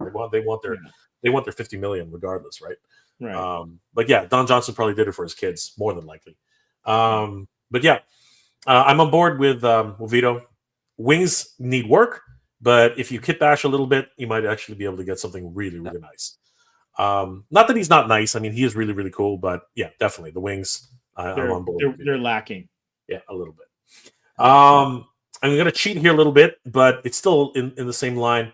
What am I at? And this is number 8, right? Or is Yeah, I think you're at 7. 7, right? I could be wrong. I could be wrong. Hold on, let's check it out. So that's number 10, 7. number 9. No, that's number 8. So this is number 8. Oh, sorry, you mean I'm going to 7? Yes. 7. Okay. Yes. So my number 7 pick is, again, this is my list. I can do what I want. It's actually Once a Man Cobra Commander. Yes. Yeah. So again, following in line with the Cobra Law theme, this is a San Diego Comic-Con exclusive, which does suck. It sucks balls, but this is a must-have figure. I mean, if you are into G.I. Joe lore, if you are into Cobra Commander, which so many people are, this was the lowest point of Cobra Commander's existence, and he turns into a freaking snake and hangs out with Roadblock. I mean, how buddy cop movie is that? That is about as buddy cop movie as you can get. They nearly strangle each other. You know what I mean? It was a really great moment. And of course, the character, the figure itself comes with this freaking snake. It was a complete package, 100%. And the nods to the movie are just everywhere. You know, the helmet falls off. You can actually see the interiors. Everything about this was just a home run. Even the little extras, like they added this little holster for his gun, a little bit of a knife, just to give that added value for an exclusive for San Diego Comic-Con. Waited in line. Oops, went ahead a little bit there. Waited in line for quite a bit to get this guy. And anybody who slept on this, you're missing out, man. Because this was, I don't know if they'll reissue this guy. They probably will at some point, just like they did with Serpentor and with Dr. Mindbender. But for now, anybody trying to get this guy on the open market, you're looking at a pretty penny for this particular figure. Yeah, that's great. I remember your journey and your trials and tribulations to get this. It was ridiculous. It was pretty epic. Waiting in line. There were 2 lines. One with a pre-approved pass, the other one with no pass, and it was just confusing. You know what? San Diego Comic-Con is a beast, but at the same time, the way they do their line system or even their lottery system is absolute travesty. It's just ridiculous. I've never been a fan of how that works out. Vito, have you ever had to get in line for an action figure before? Honestly, it's been mostly online at this point. But yep, pretty much. I was at San Diego Comic-Con one year, and I had to wait in line for a Blackest Night Hal Jordan figure, I believe. Yeah. It was a raffle. You can go into the line as many times as you wanted, but you had to pull a specific ticket out. And if you didn't pull that ticket, you didn't get the opportunity to buy it. And once you were there, you could buy up to 3 of each or something like that. Yeah, I had to do that once. And then I think I had Fan Expo. There were a couple here and there. I remember one year we were hunting. I can't remember what it was. I think it was maybe the first Incredible Hulk that was on the retro card from Marvel Legends. It was at Fan Expo one year, and that thing just kind of sold out everywhere. And I remember we raced back every day that weekend to try and be the first ones there, and we never got it at all. And I think that was the last year I was like, I'm never in person lining again. Yeah. It's really great that they do have opportunities outside of the convention to order online, but some companies just don't participate in that. So this one in particular, you only had 2 chances, either in person or the one day where it was actually available on Hasbro Pulse, and it was gone like that. It was. And I got mine online. So yeah, congratulations, brother. That's hold on to him because people are chomping at the bit for this one now because copper blah blah blah blah blah blah. Yeah, now you want it, right? So, I'm waiting for Globulus now. I just need Globulus big. If Globulus he has to be full articulated still. Full articulated. It has to be.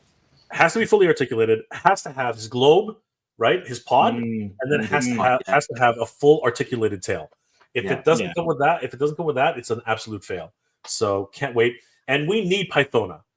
Oh yeah. Like we need Pythona, right? And of course the Elite Guard. We need both of them. We need all of them, right? What do you think they're waiting for? Sorry? What do you think they're waiting for? They wanted to see what the climate was because and I know this. I know that they've been waiting because this one was controversial when it came out. So many detractors, as they always will, were complaining that he was an exclusive, that he's Cobra Law, ruined G.I. Joe, blah blah blah blah blah. And then when Nemesis Immortal was Nemesis Enforcer, when Nemesis Immortal, when your mind, he was, man, don't worry about it. I hate that. Anyway, when he was announced, there was actually a bit of a non reaction, and I think that kind of spooked him a little bit. So, but he sold out anyway, so it didn't matter. But it's just that thing with these companies where they want a sure thing these days. So yeah, it's my opinion. Again, it's just an opinion that they weren't really sure how to treat Cobra Law in the G.I. Joe Classified series. So now that they know that people are waiting for Cobra Law, I think that we're gonna start seeing them more now. The thing is that there's a hell of a lot more G.I. Joe figures, as there are hundreds of them, right? So I think that they want to get through a few more before actually getting into more of these characters, which unfortunately will also still be either Hasbro Pulse Color exclusives or oftentimes San Diego Comic-Con exclusives, which really sucks. Right. So be ready with that finger on the trigger, Vito, because we're gonna have to fight for it. Yeah. But it's weird how GameStop gets some of this stuff sometimes. Like it's awesome. It's awesome. But right, like the Serpentor and Mindbender. Yeah. I ended up getting my Mindbender through GameStop. I went hunting for that Serpentor every freaking day. It was awesome. It was great. We are very fortunate up here that Hasbro has recognized that Canadians are being left out in the lurch a lot, and we're even more fortunate that somehow by some miracle, GameStop has negotiated for these exclusives to come to them. So yeah, that really great whole idea. So we're down to number 6. And I think I already kind of blew it, but this makes it close number 6. It would have been way higher on the list if I wasn't 100% sure it was actually going to reach us. But the reality is, it was supposed to reach us in October, didn't make it. It was supposed to reach us in the beginning of December, is definitely not going to make it. But notices came out yesterday that people should update their addresses because they're going to start coming out. So I have a funny feeling at least a few people are going to receive these. And I am almost certain I'm not going to receive mine until mid-January, maybe even March. But February. But this is something I was hoping to get earlier, and it's got to make my list, obviously. It's the Cat's Lair. This thing is gargantuan. I think I believe, because I've seen this in person, I believe I am correct in saying that this is probably going to be the largest play set, not vehicle. There's a big distinction about that. It's not a vehicle, it's a play set. I believe that this is probably going to be one of the largest play sets ever made. This thing is absolutely massive. If you actually spread out the mountainous range on the left and the right, it's let's just say that when I was standing beside this thing, it made me look small. I mean, like this thing is literally huge. That thing's massive. Sorry? Yeah, go ahead. Is it bigger than Snake Mountain? It's way bigger than Snake Mountain. Really? So Snake Mountain's right beside me. Yeah. Right? So Snake Mountain is right beside me. Not only does it beat Snake Mountain in height, it beats Snake Mountain in width. In width, it's absolutely gargantuan. This thing is huge. But you have to open up the mountains in order to make that assertion. The claws themselves are bigger than my hand, and the Cat's Lair head is about the size of a human head. It is absolutely beast. It's absolutely gargantuan. It's absolutely huge. I was able to see this at PowerCon in 2023, and I did a whole Q&A with Brian Flynn, and it was just an incredible look at this beast. And And of course, I'm a massive ThunderCats fan, so it didn't matter what the cost was. I was going to buy it, but $700 later, it's finally starting to show up here to people's homes. Hopefully, some people will actually reach it within this year, which is why I was so hesitant to put in the list, but I just put it in the list. It's my list. I don't care. So yeah, had to mention the Cat Slayer. So the Cat Slayer is $700. The Cat Slayer is $700. Yeah, Nice. and that. Oh, sorry, it was $699, but you had to put in another $100 for the shipping. That something that big, that makes sense. Dude, it comes in 2 boxes. Yeah, it's like the IKEA of toys. Oh, it's just absolutely bonkers. This was a must-have for any Transformers fan. Like, sorry, ThunderCats fan. I don't know why I said Transformers. It's an absolute must. This is the holy grail of ThunderCats collecting. It's not for everybody though. I mean, like, not everyone's going to drop $700 to get this thing, and that's US, by the way. Awesome. It looks great though. Yeah, yep. I can't wait for the review, man. Like, it'll be good. It's coming, and I'm going to spend days on it. Everything lights up too. The ThunderCats symbol lights up. The eyes light up. The internals, the monitor screens, they all light up. It's an absolute work of an absolute masterpiece. This literally is the magnum opus of Super 7, in my opinion. That's cool. Yeah, and that is, I believe this was number 6 on my list. It would have been much higher if I knew it was actually going to arrive at my door, but it didn't. So, unfortunately, I had to go way down on the list. For my number 5, we're going to go with an absolute classic, in my opinion. Again, this is my list. It doesn't have to be your list.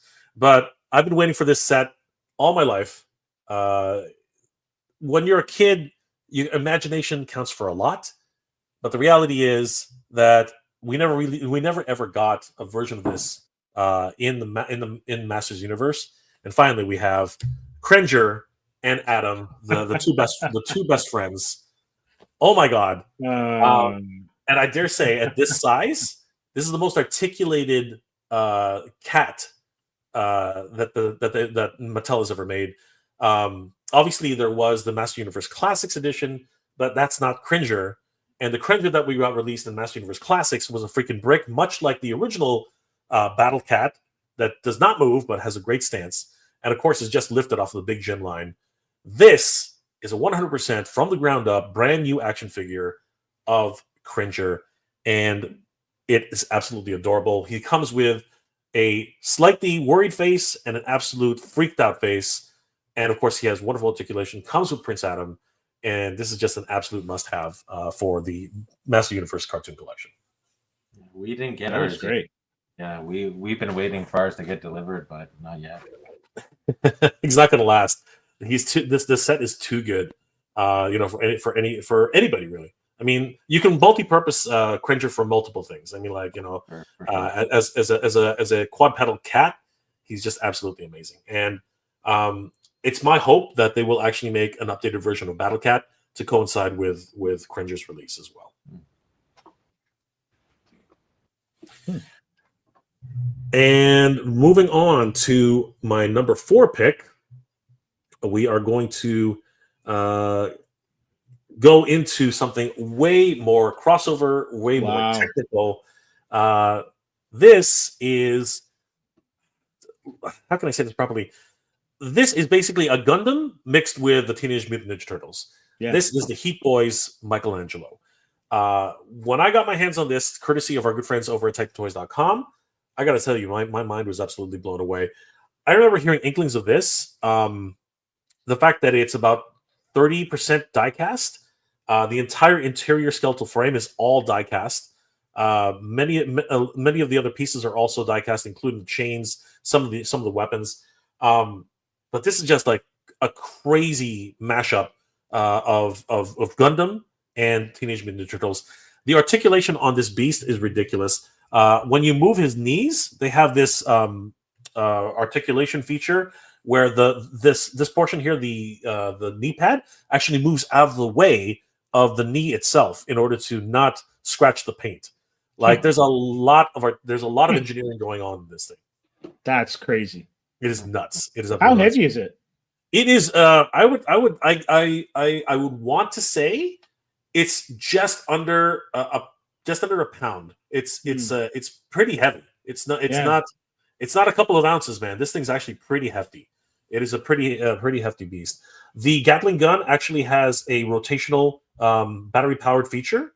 The eyes do light up, and yeah, he's just like armed to the tits. This guy's ridiculous.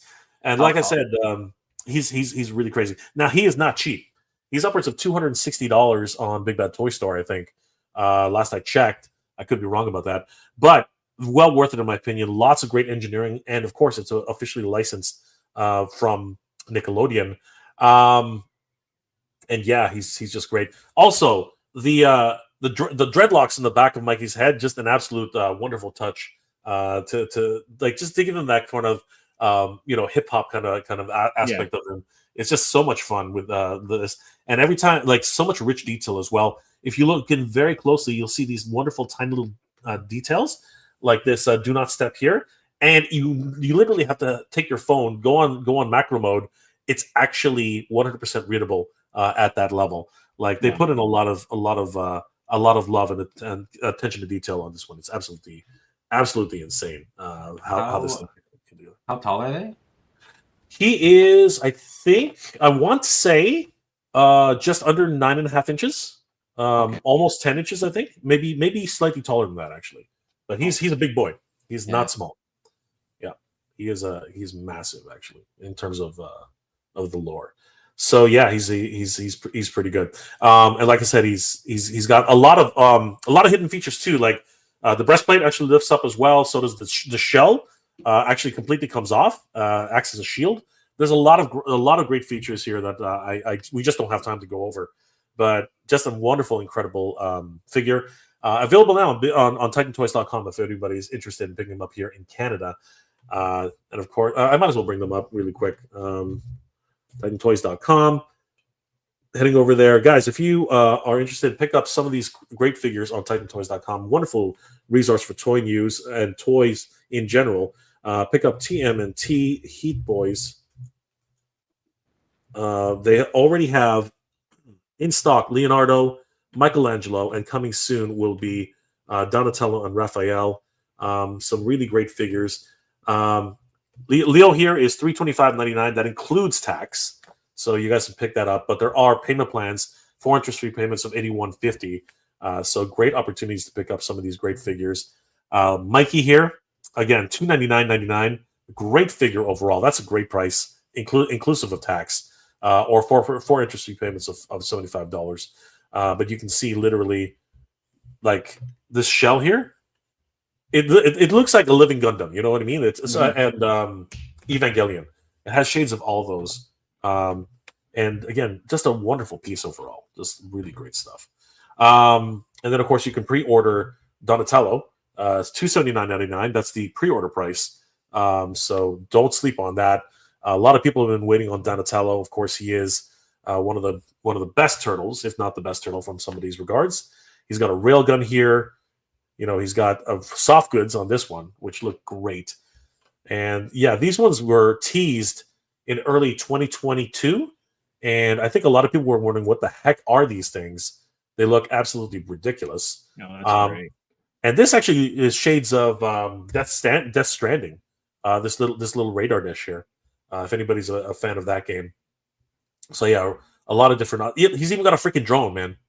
He's got a little turtle drone. So great stuff. I mean, Yeah, that's fantastic. Yeah, fantastic stuff. And again, who thought that turtles could look this good in a Gundam type scenario? Great stuff. So yeah, guys, if you're interested, definitely check out TitanToys.com. Your one-stop shop for all this stuff. They help out the channel. I really do appreciate it.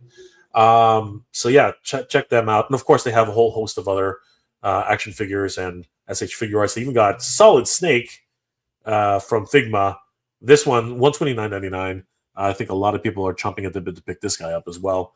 He looks freaking amazing. If you are interested in any of the Metal Gear series, I think you really get a kick out of this version of Solid Snake. But yeah, guys, definitely check out TitanToys.com. I'll leave a link in the description below after the show. You guys can definitely check that out. But yeah, Heat Boys Michelangelo, number 4 on my list, if I'm not mistaken. And then after that piece of toy porn, we move on to oh my god, Mondo Lino. I don't know what to say about this. This is an amazing look. I mean, like Super 7 has pretty much owned the Thundercats game forever. And it takes a company like Mondo to come in and just rewrite what an action figure is supposed to look like. They modify pretty much everything that they do. They always put their signature on it. And adding fur to Lionel, I when I first heard about it, I was like, "What the hell are you guys doing?" But now looking at it, I'm like, it just makes so much sense. I mean, they're freaking cats. It's done really well too. Oh, just absolutely stunning, absolutely ridiculously beautiful. The armor, the design, the hair, the look, the face. The paint, everything. Yeah, just updated, just literally a brand new look at a classic design for Lionel. If you look at the palms of his hands, he's actually got cat's he's got a pad. He's got the pads. Cat's pads. Yeah, it's crazy the amount of thought and attention to detail that they put into the character. Just absolutely beautiful. Vito, what are your thoughts on Lionel from Mondo? Oh no, looks great. Looks phenomenal. Is that 1/6? This is 1/6. Yeah, it is 1/6. Yeah. Man, I need something like that in 1/12. Funnily enough, Mondo is starting to get into 1/12. They've announced Master Universe 2000X as well as the Real Ghostbusters, which had a pre-order earlier this year. Yeah. So those are coming in early 2025. So a lot of great things, and we're going to see if this one actually comes to 1/12. Unfortunately, I think Super 7 has a lock on that, so we'll see if that license ever starts to run out. The other, it's not really controversial, but funny little inclusion on this, because he had a great pack out, is, of course, what I affectionately call Demon Snarf. A lot of people are he's not really a demon, but when he was photographed the first time, something was up with the lighting, something was up with some of the details, and he did look a little bit, let's just say, strange. But he's a great addition to the character. Comes with the timed edition, and I am just an absolute huge fan of Thundercats. So he was a must-have. This is what the timed edition came with. He comes with a crap ton of stuff. So anybody who was able to pick up the timed edition, you guys were very, very lucky. One of my favorite things is this different look, different take on Lionel, and sort of coincides with the newer edition of the comic book, where some of the Thundercats are a little bit more feral, right? They look a little bit different than their counterparts. So it's really interesting to take a look at different takes on the figures, especially these pads on their hands. I thought that was really, really neat as well. Yeah, no, it looks super cool. That's a great one. Absolutely. And one of the things that has never been done before is they have the Coronation Lionel, which I think a lot of fans have been waiting for. And it's a really huge relief to finally see Coronation Lionel being realized in action figure form, along with his cloak and the Book of Omens.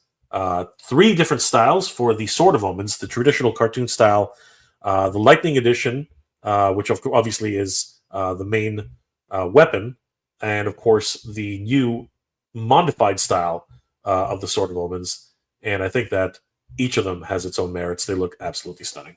Oh yeah, definitely. Yeah, that's like from sculpt out, it's fantastic. Yeah, just beautiful.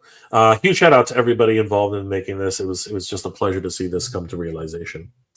And then we move on. I think I'm on my number 3 pick, if my math is right. Yeah, man, Marshall Bravestar from Ron. Yeah, this one. No, wow, that's awesome. Yeah, this is freaking awesome. This is awesome. Ramen Toy has been pushing licenses that have been dead forever. And this is definitely one of my favorites. I had the opportunity to play with this, again, thanks to our good friends over at TitanToys.com.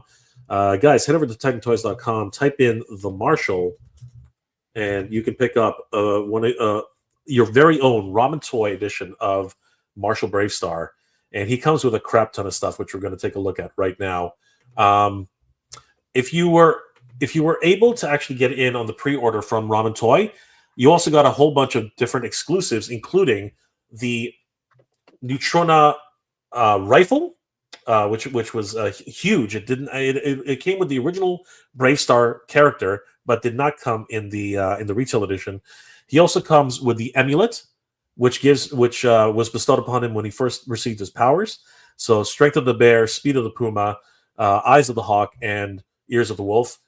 So that was included with this as a bonus, as well as 2 pieces of Kyrium, which again was not included with any other character that was released. Any other version of this figure that was released. Playing with this guy, I got to tell you, was absolutely amazing. He comes with several different. Moving too far ahead again. He comes with several different accessories, including a shield. He also comes with 2 swappable vests. You can even take the vest off for a more cartoon look. He comes with an additional swappable hat with a visor for infrared detection. Not that he needs it. He also comes with a Neutrona blaster and a tomahawk axe. The character himself is just wonderfully designed. Huge shout out to Ramen Toy for this. Absolutely beautiful. And it is my number 3 pick for best figures of 2024. Are you excited for 3-0? 3-0 is I am over the moon for 3-0. I am absolutely over the moon.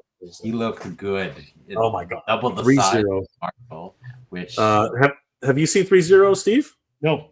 Let me show it to you. I'd love to see it. Yeah. Vito, gush about it, man, because 3-0 is ridiculous. Man, like if I don't think he's gonna transform into the horse though. No, he won't. Unfortunately, if not. that happens, then the engineering on it's got to be like insane. Especially it's got to be on point. Yeah, it's got to be on point. There's no way.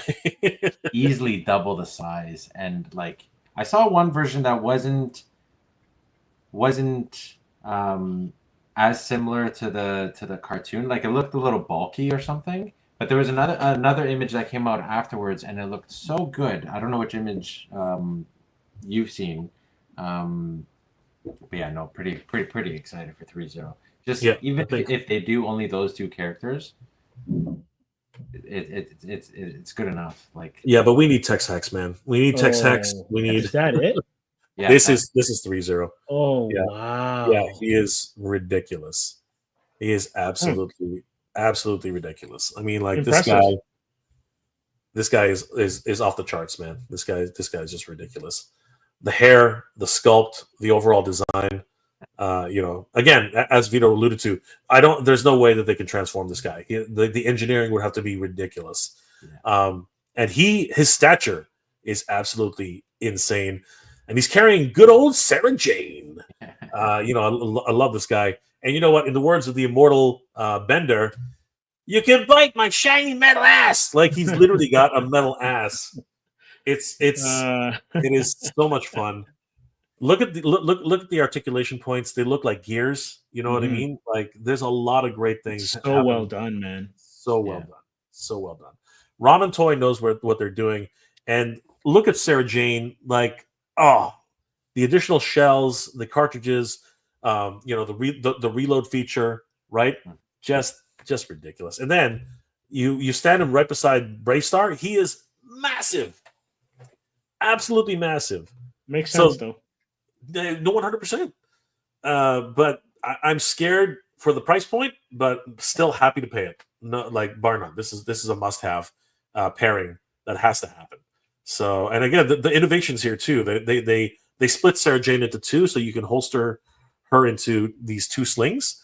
And of course, he has his own satchel pouches, which again are modeled to look and resemble horse saddle carry-ons.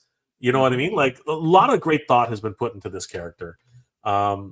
He obviously is not going to make it in time for our best of 2024, but he's definitely going to be in the running for best of 2025, 100%. Yeah.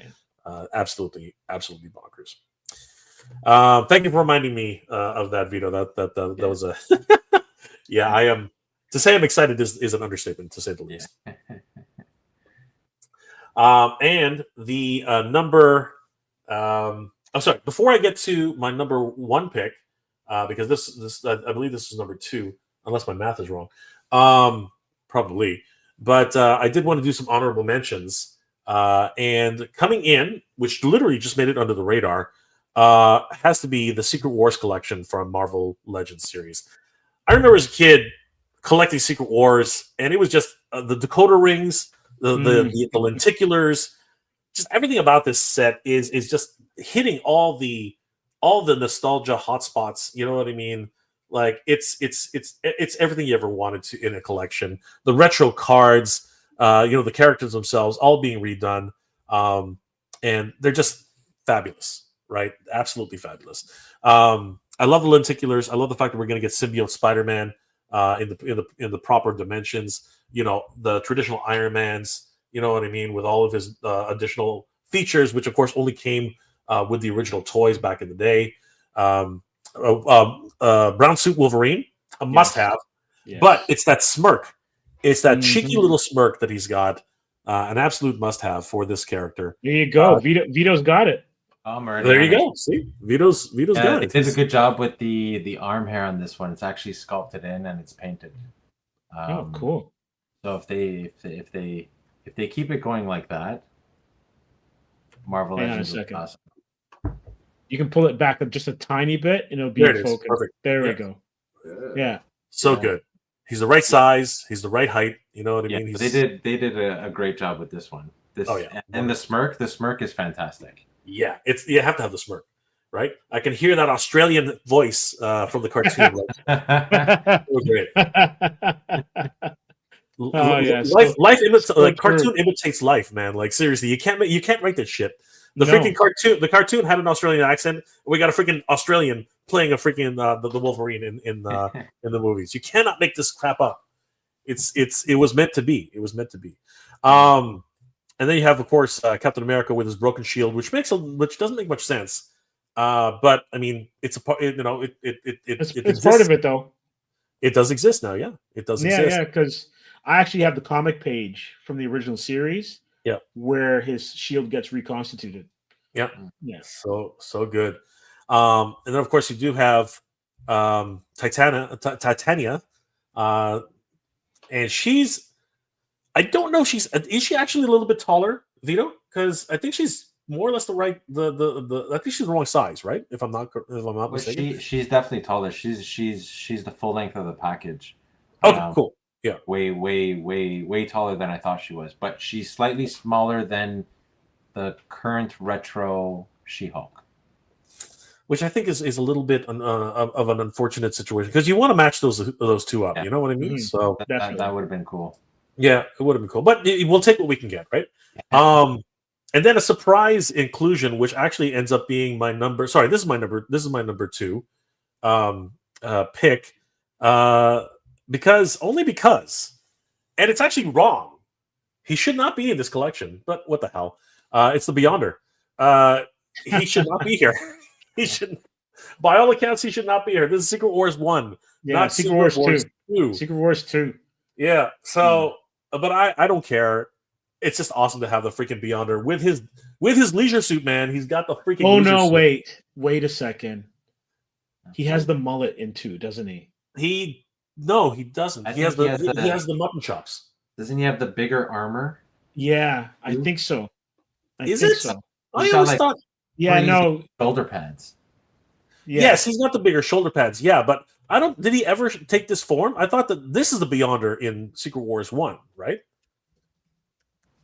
Because I don't think he showed up I don't think this human form showed up in Secret Wars 1. No, I think it's only 2. I think you are correct too. Yeah.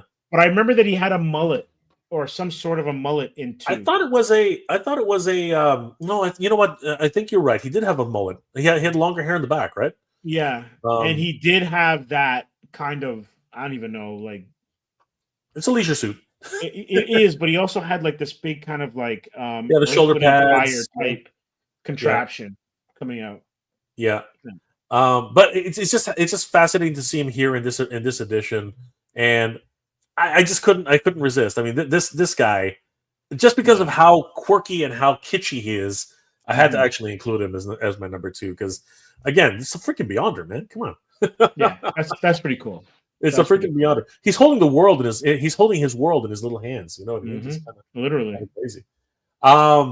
As my as my other honorable mention, I have to talk about the Ramen Racer, only because as a loving jab to Hasbro, this is just one of those situations where you've gone a little too far in your pricing structure that somebody else is going to do the job for you. Ramen actually picked up where Hasbro dropped the ball on this one pretty much, and honestly, it's great to see them succeed. I did a full review on this on TitanToys.com, and it was absolutely gorgeous. The attention to detail, everything about it. Each of the fire effects lights up. The lights and sound is incredibly loud, and as an adult collectible, you do appreciate that. The lights can actually go in tune with the sounds of the engine, or they can just stay stationary, full on, and it can also be powered by a wall adapter through the USB cord, or utilize a rechargeable battery, which you have to buy separately. Great overall execution on this, and really filling in the need for some people who did want a Robbie Reyes, Ghost vehicle. It was just amazing.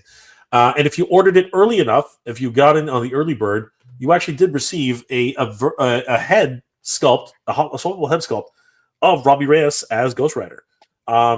So amazing, absolutely thrilling. You could pop this onto any of your Ghost Rider figures and just basically complete the look. So wonderful addition and honorable mention on this particular vehicle. Yeah, it looks great. Mm-hmm. A lot of controversy around this too.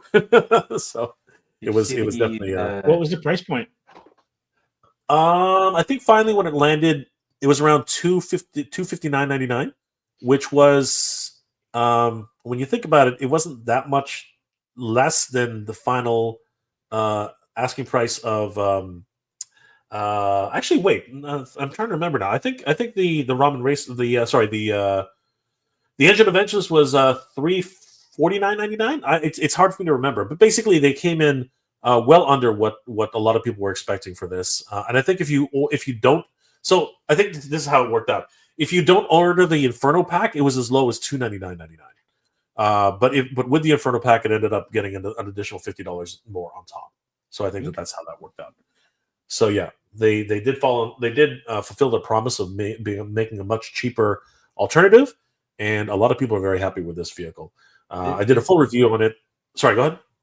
No, I really appreciate this one. This one's cool because you got to do the Blade car.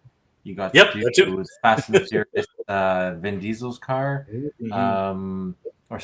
Dominic Toretto. And I think there are attachments coming out now to do the Mad Max.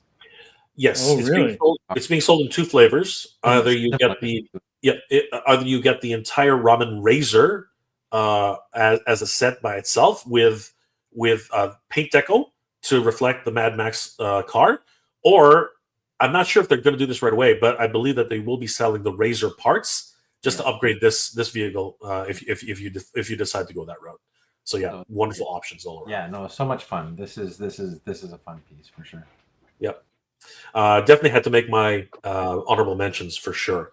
And then again, this is my list. Nobody has to follow this, but this is a tongue-in-cheek thing, more of something. If you follow my channel a lot, my last honorable mention, of course, is Modi the Moat Monster. This is a fun little addition. He was an inclusion with the crowdsourcing project for Master Universe at Eternia, and this guy became a rock star throughout the campaign. People literally were just buying sets just to get this little guy. He actually ended up becoming an official inclusion in the set as part of the Powers of Grayskull, so he is now canonically correct. And this guy literally captured the hearts and the minds and the imaginations of all Master Universe fans, and I had to add him as a honorable mention in the best of 2024. He's just an absolute adorable creature. That's great. Again, it's more of an inside joke, but seriously, he really was. He was a rock star, man. Like, he took over the campaign at one point. It was crazy.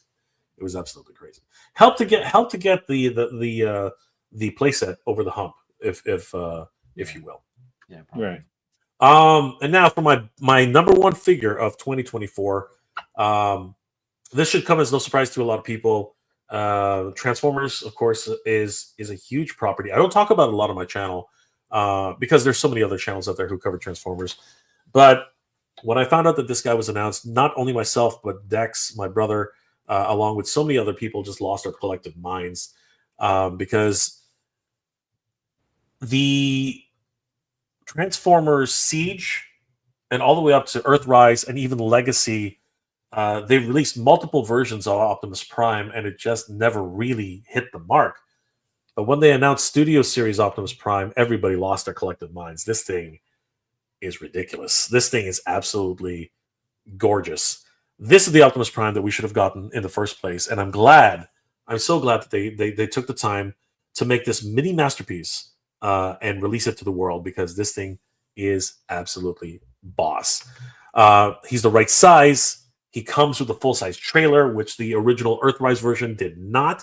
That was a miniative trailer. It looked ridiculous being hooked up to that version of Optimus Prime, who is also diminutive.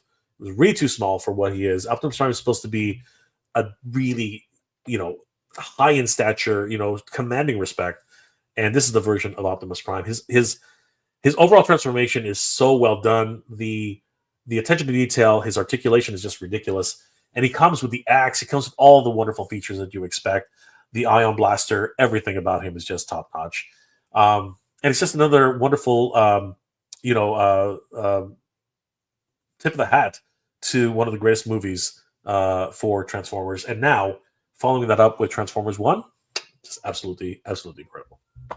Excellent. We have a comment though. I guess you left out Blitzway Voltron. That's from Blitzway Obi-Wan. Blitzway Voltron was released 2 years ago. It can't really be part of 2024 if I received that in 2022, at the end of 2022, my friend. That was during the pandemic. Temporarily ineligible. This is the best of 2024. Come on. Vazone did have a comment though. That was Obi-Wan. That was Obi-Wan. Quinones. Oh my gosh. Yeah, but Vazone said, "I can see the horse fit with cosmic legions." Awesome. Mm-hmm. Absolutely. 100%. Well, excellent. That's a great lineup of toys for sure.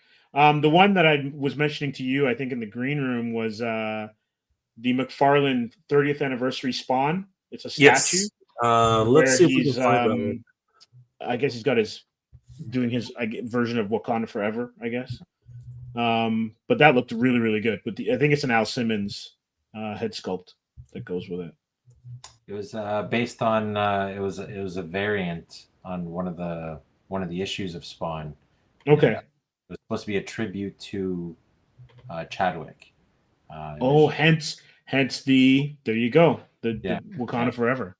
And all right, makes total sense. I think it's Al Simmons, but I think the cover of the comic was more Chadwick. The cover was more Chadwick, yes. Yeah. But no, that's great. That's a great one. That looks fantastic. Wonderful homage, a gold label edition, and again, it's one thing about McFarlane. Their sculpts are definitely on point. People can argue all day long about articulation, such as it is, but at the end of the day, if it's not if it's not a real person, they know how to make freaking action figures. Their movie likenesses are not quite on par. I don't know why. I just don't know why. Right. He does monsters really well, the robots really well. The Lobo was phenomenal when that came out with the bike and everything. His scaling is off though. Yeah, scaling is off. Like especially those first few waves. They were really bad. Like Harley Quinn was about the same size as Batman. But since then, I'd say this last year, a lot of the releases have been on point. For the most part, they have been on point, and then for whatever reason, they drop a $300 Joker set, and everybody just decides, "What the hell just happened there, Todd? What the heck, Todd? What happened there? Some Todd slipped on a banana peel right there. That just crap." That one kind of like threw everybody for a loop, but. There you go, everybody. There is the Mega J Retro and of course Comix Asylum's list of the best of the top 10 toys of 2024. And Blitzwave Ultron does not make that list because that was 2022. Obi-Wan, for sure. Vaz Zone says that Spawn is awesome capture. Glad to have the comic when it came out. Yeah, it was a great cover, and Chadwick still missed, man. Oh yeah, still missed for sure. Absolutely. All right, so now that we've got the toys, and I know that we're running a little bit over, but I'm gonna just kind of hit my animated and movies. I'm kind of just gonna clump them all together. Sure. So for animated, I had X-Men '97, Arcane Season 2, Invincible Season 2. I know it started 2023, but it extended into 2024. And this one I got to show you. It's called Secret Level. I don't know if anyone has seen this. Secret Level. Great Secret stuff. Level is so good. It's basically Love, Death, and Robots, but for gamers. Yeah. And it's like basically having a whole bunch of cutscenes as episodes. As what's it called? Short films. Short films. They're little short films. Was Keanu Reeves in one of them? Hold on a second. Say that again. Was Keanu Reeves in one of them? Was that the trailer with Keanu Reeves in it? I'm not sure, but I just watched one with Arnold. Arnold Schwarzenegger's in one. Oh, okay. Yeah, so I'm gonna get it going here. But that person who did those things, that's still me. Now that's who I fight. Every hour, every day. I don't always win.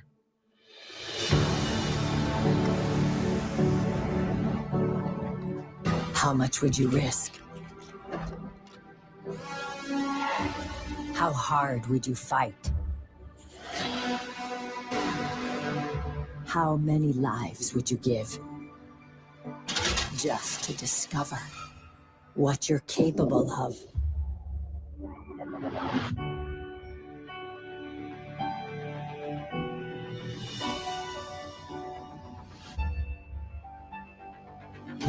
Every moment leads to the next. Every cause and every effect.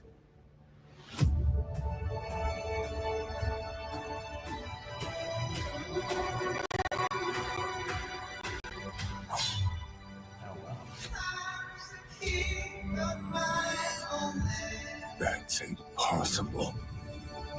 Doesn't matter what I made you for. This is what you were meant for. Conquest awaits.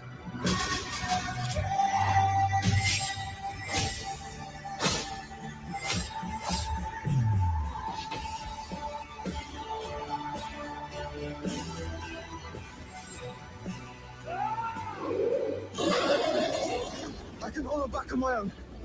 But you're not on your own.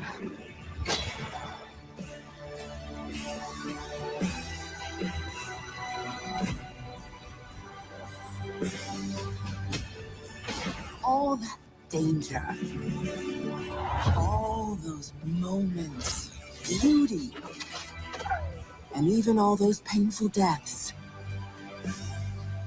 It's a new adventure.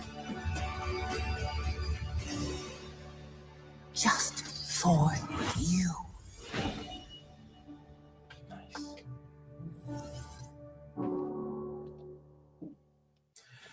Yeah, some real bangers in there, man. Like some really cool stuff.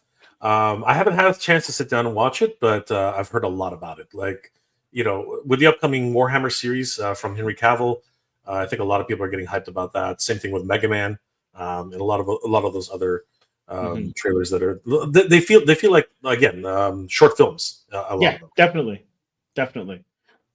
Like it's as good as Love, Death, and Robots. It's just, as I said earlier, it's for gamers. The stories are great. The animation, the CG is top notch. It's unbelievable. Yeah. When a few years ago, I think during the pandemic, a series was going around the net called Astartes, which is basically a series of Warhammer 40,000 shorts. And I don't know if this was true or not, but apparently it was just one dude in his basement who was actually making these incredible CG animated shorts, and people just were losing their minds. And it really, I think, was one of the catalysts for Henry Cavill to want to buy the property and make it into an actual animated, into an actual television series. And I think that possibly the guy who was actually making those animations is also involved in that particular small short there. So again, just coming full circle, really. Yeah, Vito, what'd you think? Oh, it looks great, and yeah, that was Keanu. I saw a trailer. I think it's Armored Core that has. Yeah, I think you're right. Yeah, so that's the one I saw. Yeah, no, I'm totally all over that. Like, this is gonna be a good one. Yeah, I haven't watched it yet though. Yeah, me too. I'm gonna have to sit down with Dex and just take it in. Yeah, I like it's between Arcane, and now Secret Level. What they're doing visually, it's unbelievable. So like now you're not constrained with whatever you want to write, you can write, and now they can match the visuals to the imagination, and it's just what I'm a little bit excited about it, but at the same time I'm trepidatious about it. What's going on with AI is scary right now, and I think. But what I do believe is that in terms of sandboxing, in terms of idea generation and visualization, I think any small director now who has a vision can probably storyboard quickly something and cobble something together for a pitch that actually would probably resonate with an executive producer. You know what I mean? Someone who if you need some money to put something together as a vision, you could probably stand to actually put a couple of guys who are really good at AI, conceptualization, and just because there's a lot of the money which it takes to get a pitch together just comes from the artistry that's required later down the road, right? But in order to get something that you can at least get your foot in the door, sometimes I think that AI can really help move that along quickly. I don't really endorse it. I don't really appreciate it to that level because I personally think that you will never, ever replace an artist, writer, or anybody. AI cannot do that stuff. Okay. And by the way, I'm going to clarify that it's not AI.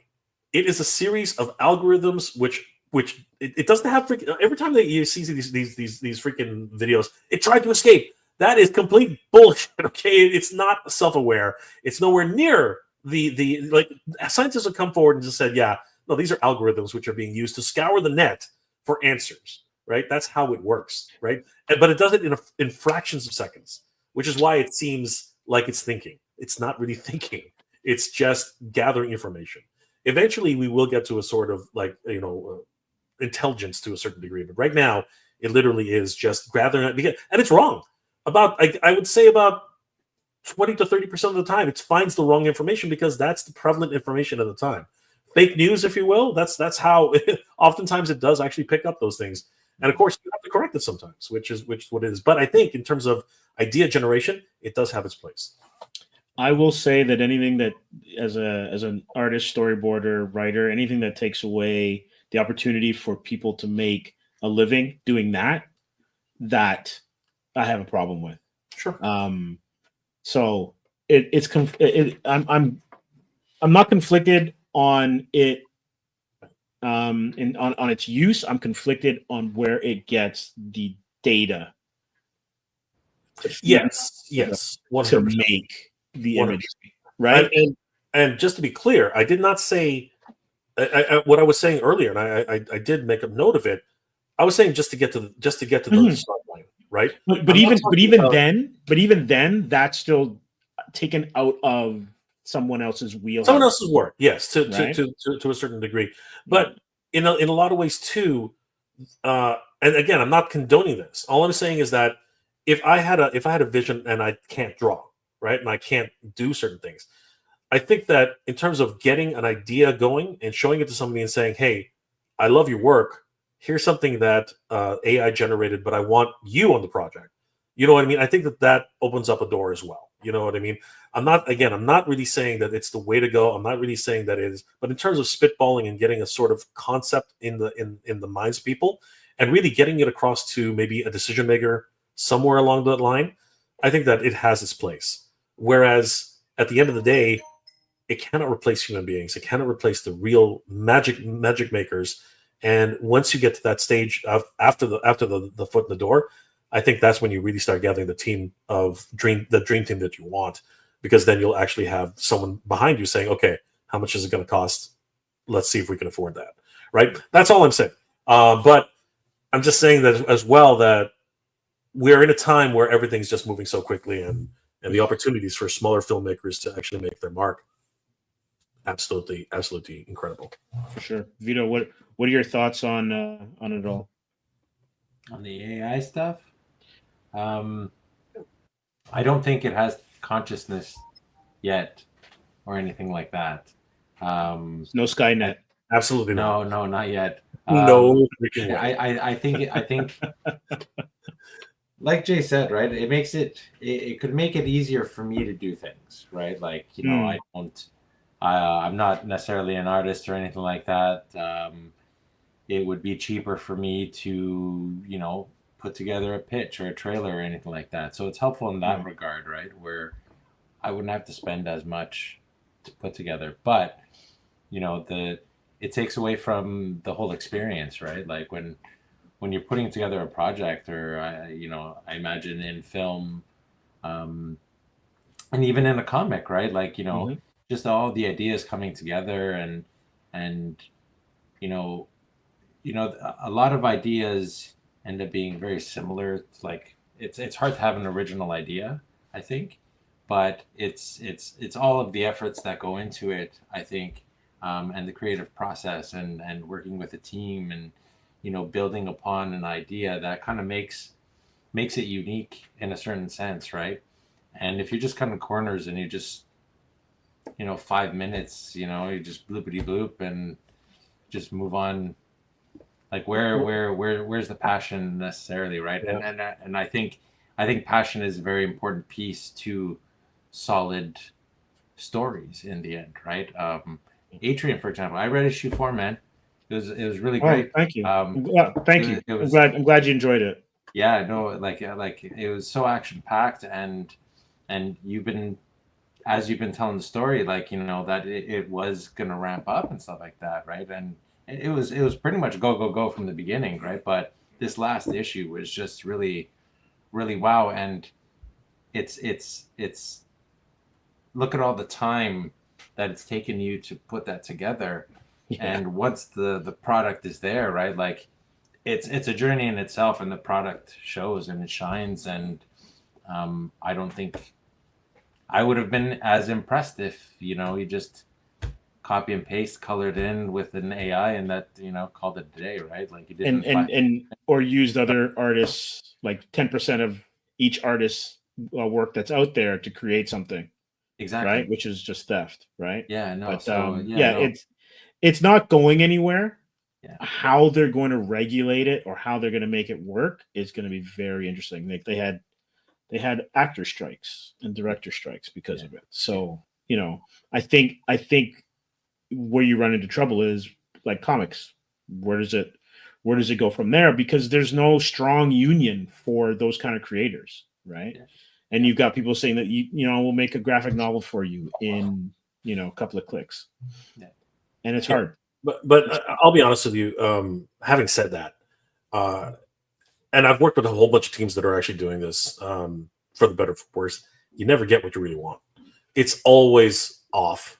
It You never. also end up with like 7 fingers on one hand. There's the other thing, right? It doesn't actually know what you're trying. Like, no matter how good you are at explaining yourself, it always misses something. It's Whether it's or not also too, not to cut you off, it's difficult for a comic because like panel to panel, it sources different stuff, and there's no consistency even on one page. that's exactly what I'm saying. Storyboarding wise, you can sort of forgive, these little nuances because all you're doing is moving, is trying to explain what's happening in the next scene. But when you're getting to the point where you need to be very specific and very consistent, AI is not there at all. It does not know how to do these things. It's getting way better at certain things, but even then, you're not going to get what you want. You're not. The human beings know how to make these things work. Performances are done by actors for a reason because we believe in what they're doing. For stupid reason, AI cannot get over the fact that it's in 1947 and the freaking film grain just does not want to freaking move. I did not understand how Panavision 1920 is ingrained. I don't know. Like, I didn't know there were that many films out there that for it to reference that. So it is just a weird conundrum of what it can actually source, and that actually I think is the advantage that all human beings have over artificial intelligence because we can actually think.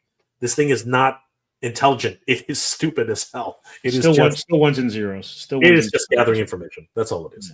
The quantum computing, which apparently exists in 6 different planes or whatever the hell it does.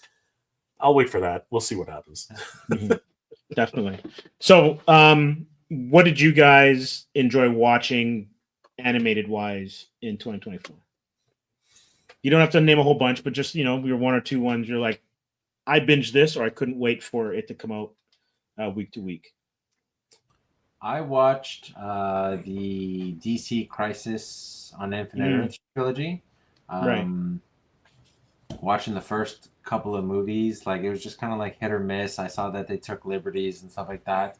But it was the wrap up right at the end that really got me. It connected itself all the way back to like pretty much the beginning of the DC animated movies. And that just kind of like, it just blew my mind. And that's the kind of stuff that like I really dig.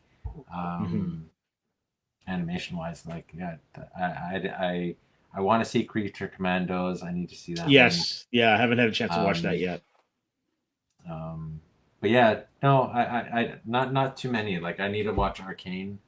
I need to watch Blue Eye Samurai. Apparently that's like I've heard really good things about that. That's last year, but man, it's so good. Yeah, so I'm a bit good. behind. I'm a bit behind on my anime watching, to be honest, right now. I've been keeping it old school, to be honest. Just nothing wrong with that. And, watching some like Mazinger Z, Devilman. Fist of the North Star. Yep. JoJo's Bizarre Adventure, that kind of stuff. The original. Great Lupin stuff. the Third. Like I'm totally. I'm like so old school. It's not even funny. 90s anime rocks. I don't care. You know what I haven't watched in forever, but I have to go back and watch it. Is Ninja Scroll. I have to go back and watch Ninja Scroll. Great stuff. Like I have the VHS. Phenomenal. You gotta upgrade to the Blu-ray because it's beautiful. Anything by Madhouse. Madhouse is just rocks. Madhouse rocks. Yeah. And Jay, anything for you? Definitely. What's Invincible definitely is up there. As you said, it's sort of a cross barrier thing, but it doesn't matter. It's still the same. But for me, definitely, I have to put in Master Universe Revolution. Just an absolute return to form for a lot of people. It's such a short series. It really needed another season, but the revelation of that in the Revolution was just so compelling, and it left it off on a great cliffhanger for anybody who watched it. Not sure if it's going to get a 3rd season. Would really be great if it did, but unfortunately, it doesn't look like it's going to happen. But really great overall in terms of Master Universe lore. And just looking forward to the next one. Other than that, anime, not really much that I could really tell you off the top of the hat. I mean, My Hero Academia, all these ongoing series, they just keep going on and on and on, which is fine. Right. But yeah, a couple ones I did want to keep my eye on. I mean, there's some Grappler Baki. I mean, that thing, I see clips of that everywhere. Right. Everywhere. And the brutal nature of it, very much JoJo's Bizarre Adventure, but no stands, you know what I mean? But Got it. Just Hokuto no Ken, really, actually. Very much Fist of the North Star in its over execution. But yeah, I mean, there's a whole bunch of those types of stories, and even these tiny little tales, all these cooking shows in anime where they're coming from different dimensions just to try one dude's freaking cooking. I think that's fascinating. I always enjoy those little quirky animes. And then there's just the regular life anime, where it's just a dude and just going about his life. You know what I mean? It's kind of like that in real life now with YouTube and stuff. So yeah, definitely. All right, so I'm gonna put all my live action together. I'm just gonna list it, TV and film. So live action, it was Agatha All Along, Fallout, Shogun, and something called Supercell. And then for the movies, it was Dune Part 2, Alien Romulus, Furiosa, and Wolverine Deadpool. Wolverine Deadpool was the greatest fan film ever. It's like walking into a buffet, and they've got all of your favorite dishes, and even ones you were like, they got that one too. Oh my god! Right? It was fantastic. But I think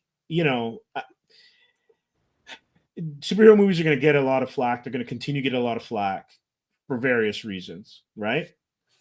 But that movie proved that if you just do it right and you take the fans into consideration and then you make it with some heart, you're going to win all the time. And also to have banger characters. Got to have banger characters. If you don't have banger characters, then it doesn't matter. Right? It's just an uphill battle.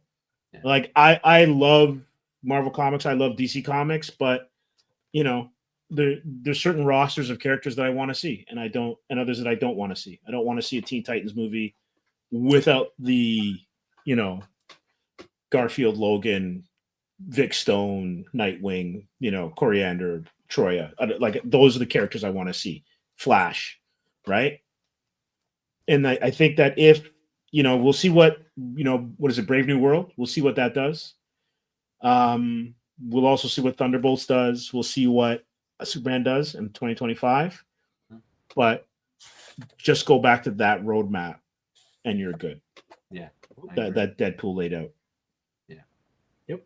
Yeah, for sure. I wanted to. I forgot to mention. Transformers 1 was actually on my anime. See, I have to see that one. I didn't get a chance to watch that. Yeah. That's one I do want to see. Yeah, because I only heard really good things about it. Amazing. You have to see it. You really do. Yeah. So good. Well, gentlemen, this was a fantastic evening. Vito, I want to thank you for coming by the Asylum and chopping it up with Mega J and myself. Great way to end a fantastic year. Jay, this has been great. But Vito, did you have any live action lists at all? Like anything you were looking forward to? Just a few things I kind of watched. I saw the last Hellboy movie. Oh, really? How was it? I have mixed emotions about that pause. That pause was enough. I know. It was. I think it needs the lower budget. I think for certain properties like Hellboy, I think it needs the lower budget. I think it felt a little bit more raw, like it kind of cheesier in certain aspects, but I think it suited the Hellboy character really well. And them just kind of like just putting it out, like it didn't feel like it had as much passion as, let's say, the Del Toro stuff. The Del Toro. Like, those were just spectacles to a certain extent, but definitely better than. Is this the one with the Stranger Things guy, or is it no? It's the one after this one. I didn't know there was another. I didn't know there was another. Yeah, it was. Did it go? Vito, was it straight to Netflix or Prime or something? Straight to digital and Blu-ray. Really? Yeah, they avoided the movie theater. They knew like it wasn't going to. It was after David Harbour, because David Harbour did the one a few years ago. Yeah, and that's the one guy I from remember. Stranger Things. Yeah, and Thunderbolts. I think this newer one is better than that. So is it a TV series or is it just a movie? No, it's a movie. It's a movie. Really? But yeah, it has a lower budget, and again, like I think it suits it well. Like I think for some of these properties, like Hellboy, like yeah, just have a smaller budget and just tell a good story. And I think they did a good job. Right? Could it have been better? Good. Sure. Like if you're gonna compare it to like Deadpool, Wolverine, like of course, like it could have been more something, but yeah, it felt a little bit more intimate, and you know the actors in it, they didn't necessarily have all of the ego and the baggage that like some of the other actors that have played repeat characters. So it was kind of nice. Like, but again, to a certain extent, I could have used a little bit more of the magic and a little bit more of the CGI, but I appreciated it. Agatha all along, I really liked the first half. I really appreciated the ending.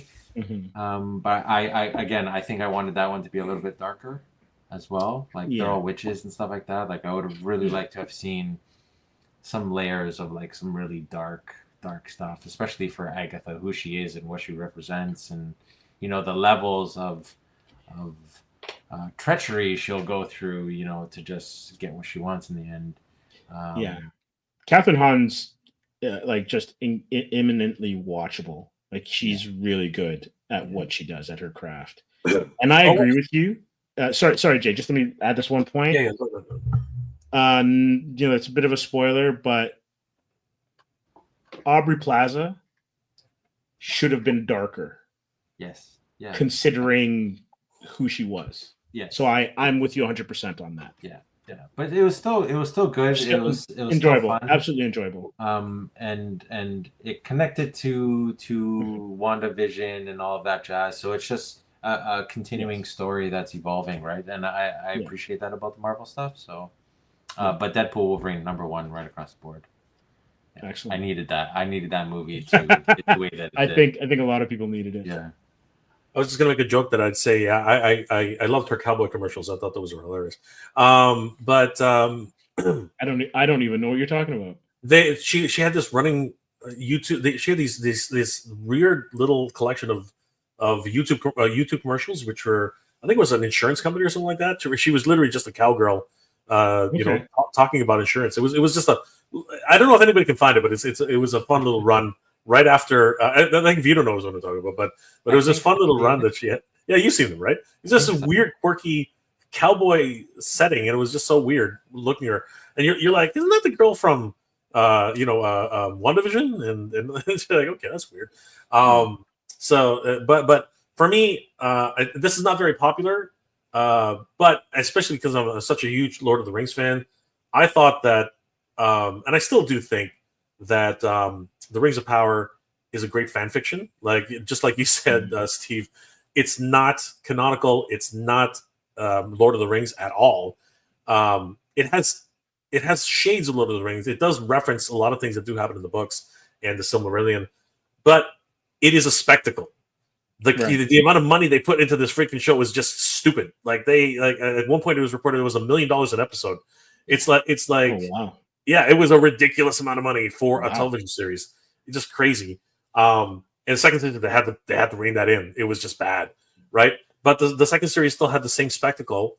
Funny how they, with less money, can still do the same visual effects. It's great stuff. And for what it was, I thought it was actually really good. You have to literally detach yourself. It's not Lord of the Rings. You got to get that out of your mind. Just watch it and just drop your brain off at the door. If you're drop your Lord of the Rings brain off at the door, and you will enjoy it to a certain degree. At least, oh, sorry guys, that must have hurt. At the very least, the visual spectacle of it all. Just the way the rings are created, the overall look of the show, the look of Numenor, the look of the look of the dwarven caves. Everything about it is just gorgeous, right? And the score is just beautiful too.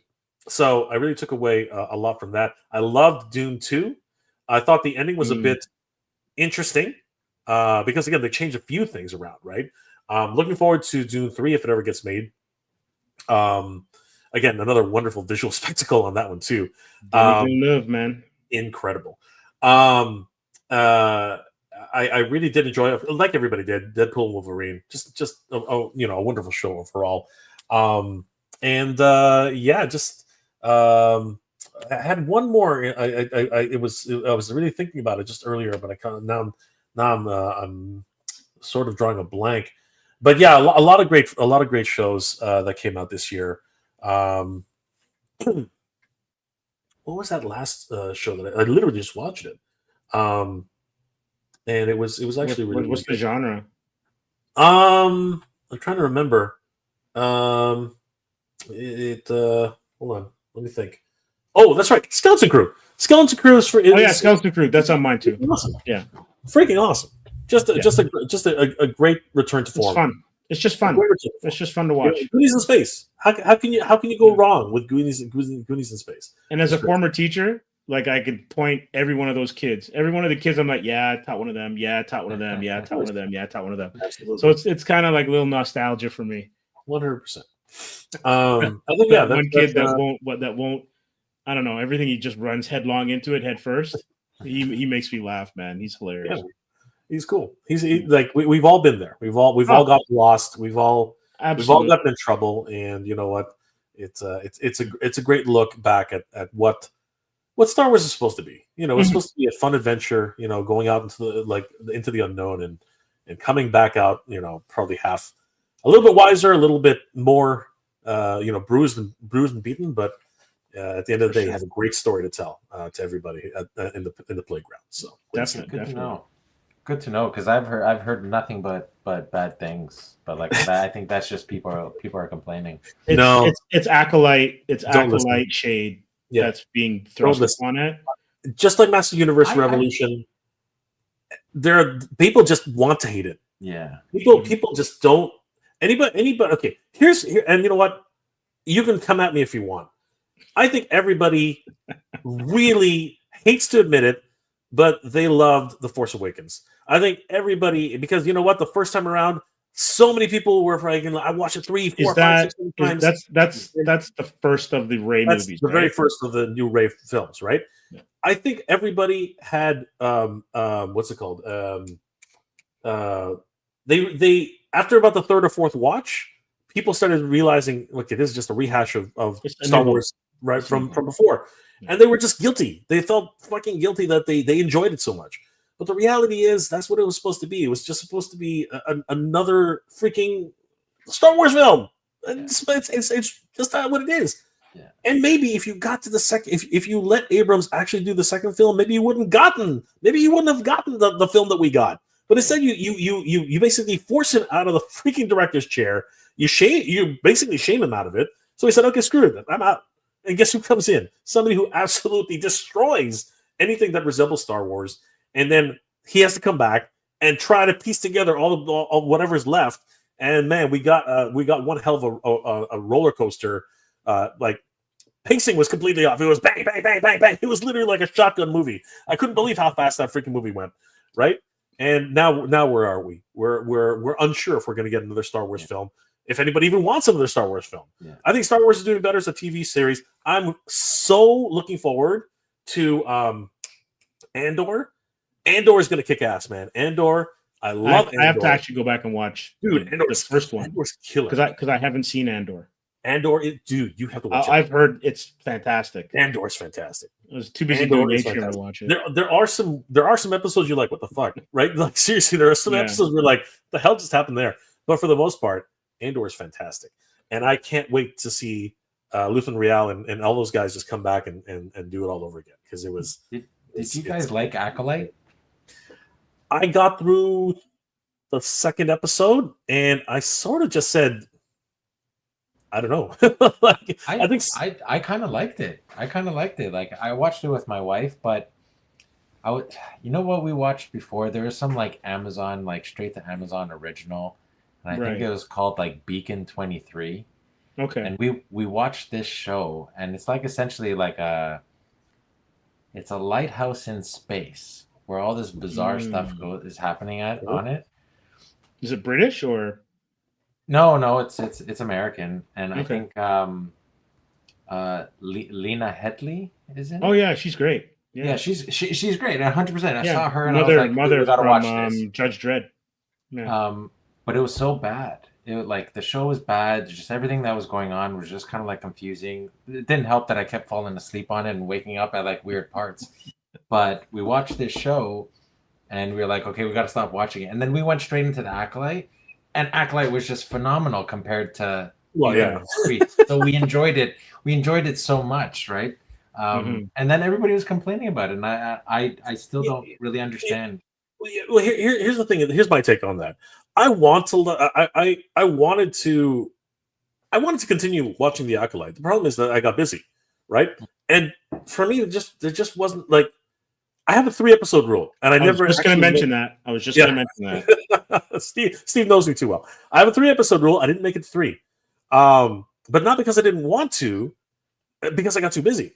And I can do it now. And here's the problem with my mind right now. I'm like, I can watch it later. I can watch it anytime. I can watch it. Basically, that's where my mind is right now. I want to finish it because I've heard I've heard it's got great fight scenes. I heard that for the most part, up until the last couple episodes, it really has. It was going somewhere. What I've heard is it was going somewhere, and they sort of like lost its way. I don't know why that is. I don't know what it is. But I'm happy to take another stab at it. One of these days. I always come back to things. Right, but the reality is, right now, I just have too many things on the plate to really sit down. Like I like what's going on. I always like when new series come on because I can enjoy it for half an hour. I can go back to what I'm doing. You know what I mean? But if I'm gonna binge watch something, I have to dedicate a whole freaking weekend to it. It's just that weird situation I'm in. So that's why I was able to finish Ahsoka. I was able to finish, so many different things, and I didn't mind Ahsoka. I thought Ahsoka was actually okay up until, again, for whatever reason, they start off great. But they don't know how to finish these series, or they want to leave it at a cliffhanger, which just doesn't make any sense, right? Like, I don't know where they were going with Ahsoka, right? And the way they left it off, it's like, and then it doesn't help that somebody died. Rest in peace. You know what I mean? Like, he was a great actor, by the way. Yeah, Ray Stevenson. Yeah, Ray Stevens. Yeah, Ray Stevens is a great actor. It's a lost of the community, just crazy. So, but yeah, no, I'll give Acolyte another try. I will, but. If you guys haven't seen Andor, you got to watch it. That is a great series.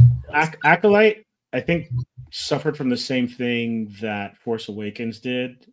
And I think we might have touched on this last week.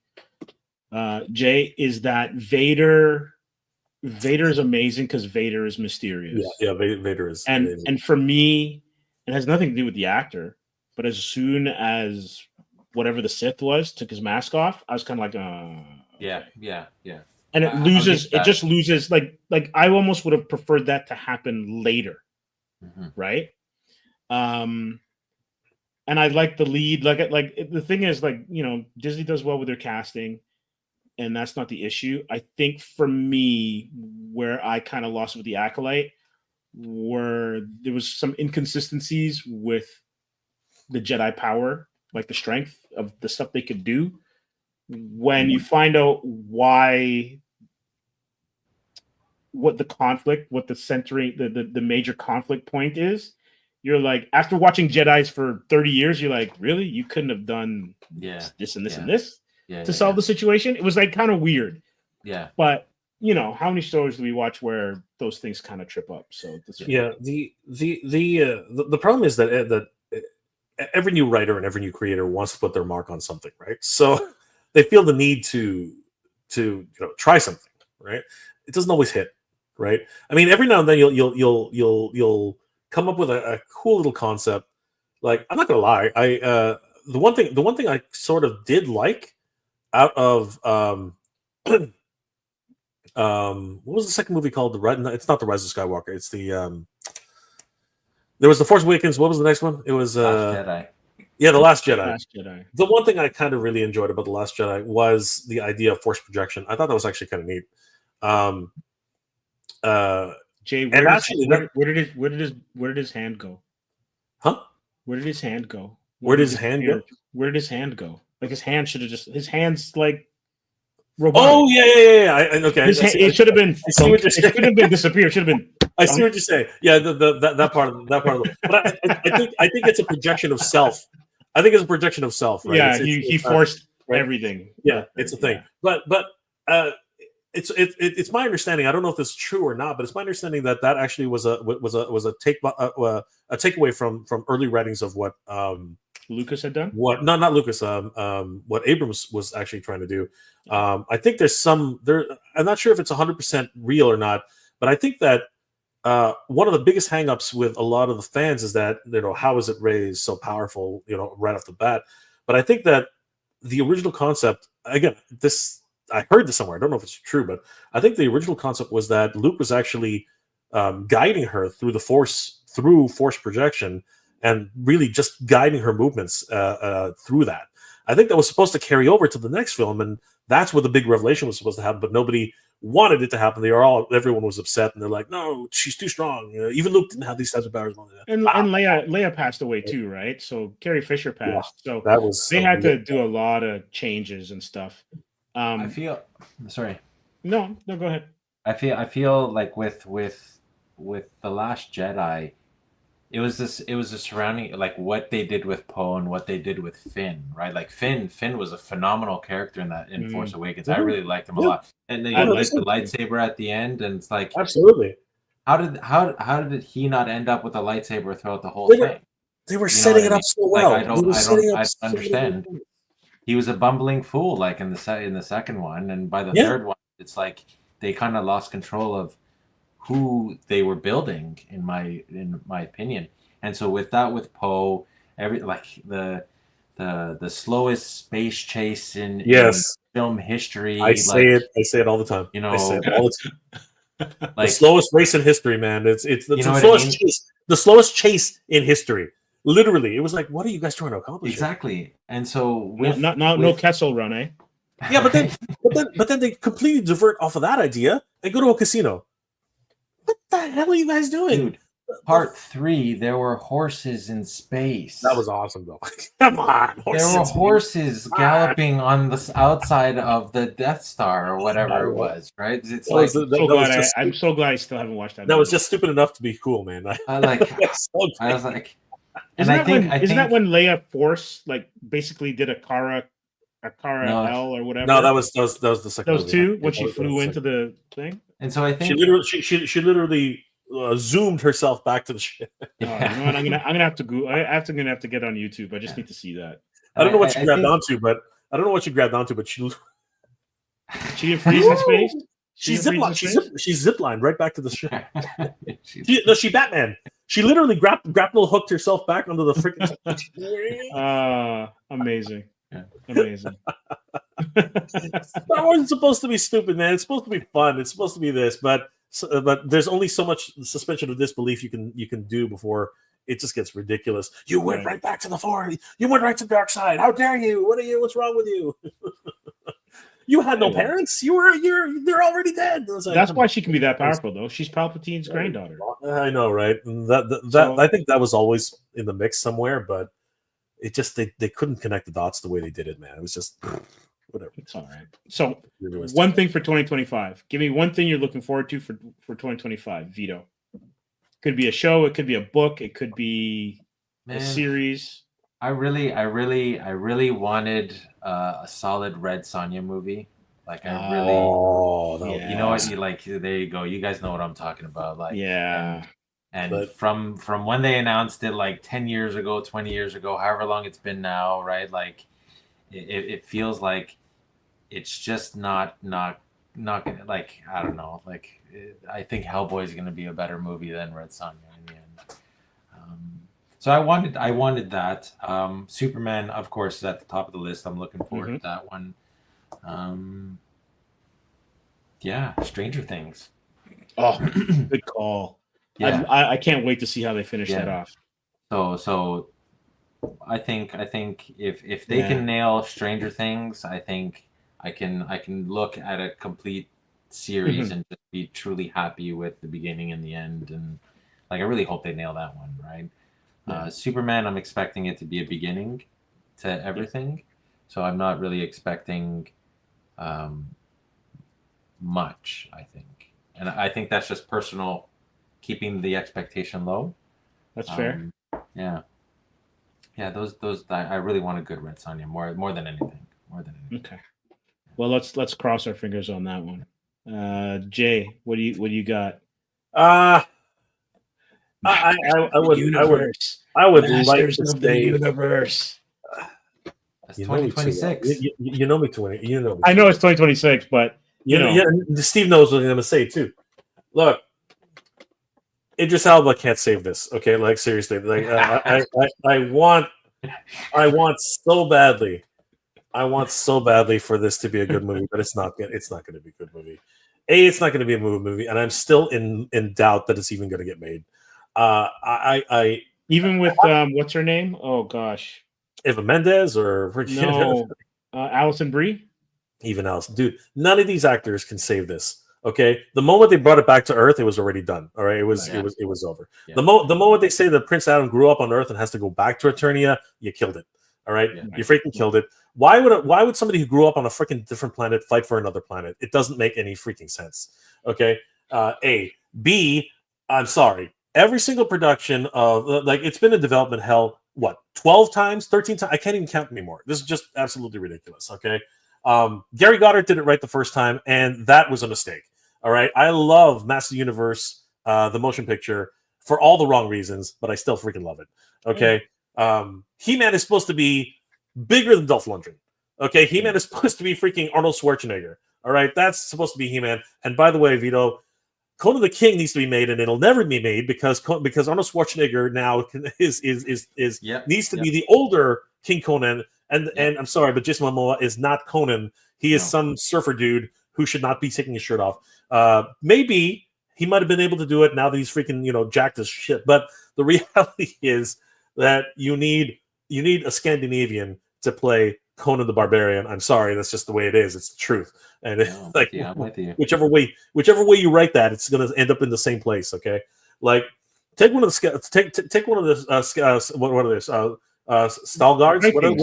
Huh? Well, yeah, but look at Vikings. Look at the show Vikings. This is what I'm trying to say, though. There's tons of people that you could find. Let's put it this way: just like how we didn't know who Arnold was, just grab one. Find an unknown who's massive. Sure, fine, but who can act? Okay, like I said, one of the Stalgard brothers, man. One of the freaking those freaking beasts. Skarsgård? Skarsgård. One of those guys. They're not big enough, dude. They can be. I'm sure they got a cousin. They got a cousin or somebody. They can easily be that big. Have you seen what was that stupid movie? The Outlander or something like that, or he just did a movie recently where he kills everybody. Like his family gets slaughtered and he ends up going and I don't think that's a Skarsgård movie. I thought he was. No, you're right. It was. I don't think a Skarsgård was in that. It was the dude who did Tarzan. I'm sorry, wrong guy. Skarsgård is the guy who did Tarzan. Yeah, that is a Skarsgård, right? Yeah. What movie? I think you're talking about Norseman. Yes, Norseman. Yes. Yeah, wasn't that Skarsgård? I thought it was. Yeah, I think it is. Norseman is Skarsgård. Yeah. Dude, he was jacked in that. Like he wasn't like ripped, but he was. He's lean though. Huge. Like, he's lean. I know, but think about it. He would have to Hemsworth by 3. Like I said, you pump him full of some juice, he's fine. I mean, seriously, everything comes down to juice, bro. Everything comes down. Says Mega J. Take him over whoever they cast now. No, he's great though. He's a great actor, man. He's great. What's it called? Chris Evans has to get back on the juice because he's got that surfer body too, man. Like that's just the way it works, man. Come on, seriously. You don't get the size of freaking Captain America by freaking eating rice. Hard though. Look at Hugh Jackman, how he's like, oh, I got to do this again. Yeah. Dude, I got what is it, like 32,000 calories of just boiled chicken and broccoli? That's sauce, but he got ripped, bro. That's hard, he got ripped. That's hard. He got ripped. He was dying. You know what? He was so dry that night. He was like, well, it was exactly the same situation it was in Days of Future Past. That bro could not move. He was on that bed. He was like, oh God, don't make me get up. And he gets up. He has to freaking act. And he's got a flex, and he's like, after this, I'm drinking all the water I can. The guy was dry as fuck. He was he was dead. If he had done any more movements than like swinging his arm a little bit, he would have collapsed. He's like those bodybuilders that get up on stage to flex a little bit and literally have to get little thimbles of water to slowly rehydrate. Get the IV unit going with the Dude, drip. he was totally diuretics and everything. He was so dry, it was ridiculous. It was absolutely nuts. Man, And he suffered for the cause, and we love him we for love it. him for it. That's how that works. That's how that works. Most def. All right, so Masters of the Universe. Anything else, or Like I said, singular focus? Conan the King, which is never going to happen. Conan the Okay, King. so you know, like he's been promising that to us for decades, right? Same thing. Right. I want to see a Dune 3. Never going to happen as well. Probably not for another 2 years because that's how long it takes with Dune. But yeah, no, I'd love to see a whole bunch of stuff. Like, you know, can't wait until I get my Cat Slayer. Can't wait until you know, the next HasLab, which is going to drain everybody's bank account one more time. You know, so many different things. Looking forward to 2025, and I really am hoping and wishing for everybody who's in a different conflict situation out there, you know, in every part of the world, all the best. You know, anybody who has family, you know, suffering from any of that kind of stuff, guys. You know, our thoughts and prayers are with you, and I hope that they all come to a quick resolution very, very soon with the optimal results, because things are good. Things are getting crazy out there, guys. Things are getting absolutely nuts. I mean, you know, smash and grabs are just on the rise right now. It's just stupid. And you know what?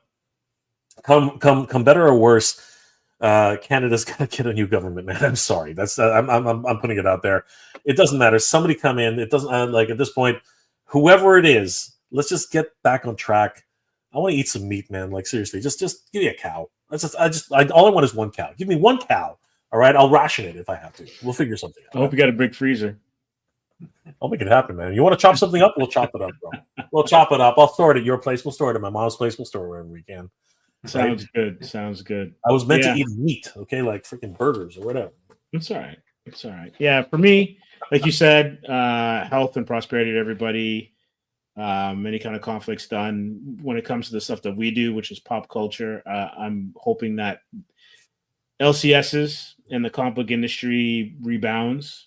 So it's back to healthy times, and whatever inflationary kind of things that were kind of getting in the way, they work out. I'm hoping that the situation with Diamond gets sorted. I'm not sure there's a solution to that, but I know that that's integral to the lifeblood and health of LCSs, because, you know, shipments are late and, you know, people are leaving in terms of like going over to Luna and stuff. So I hope that works out.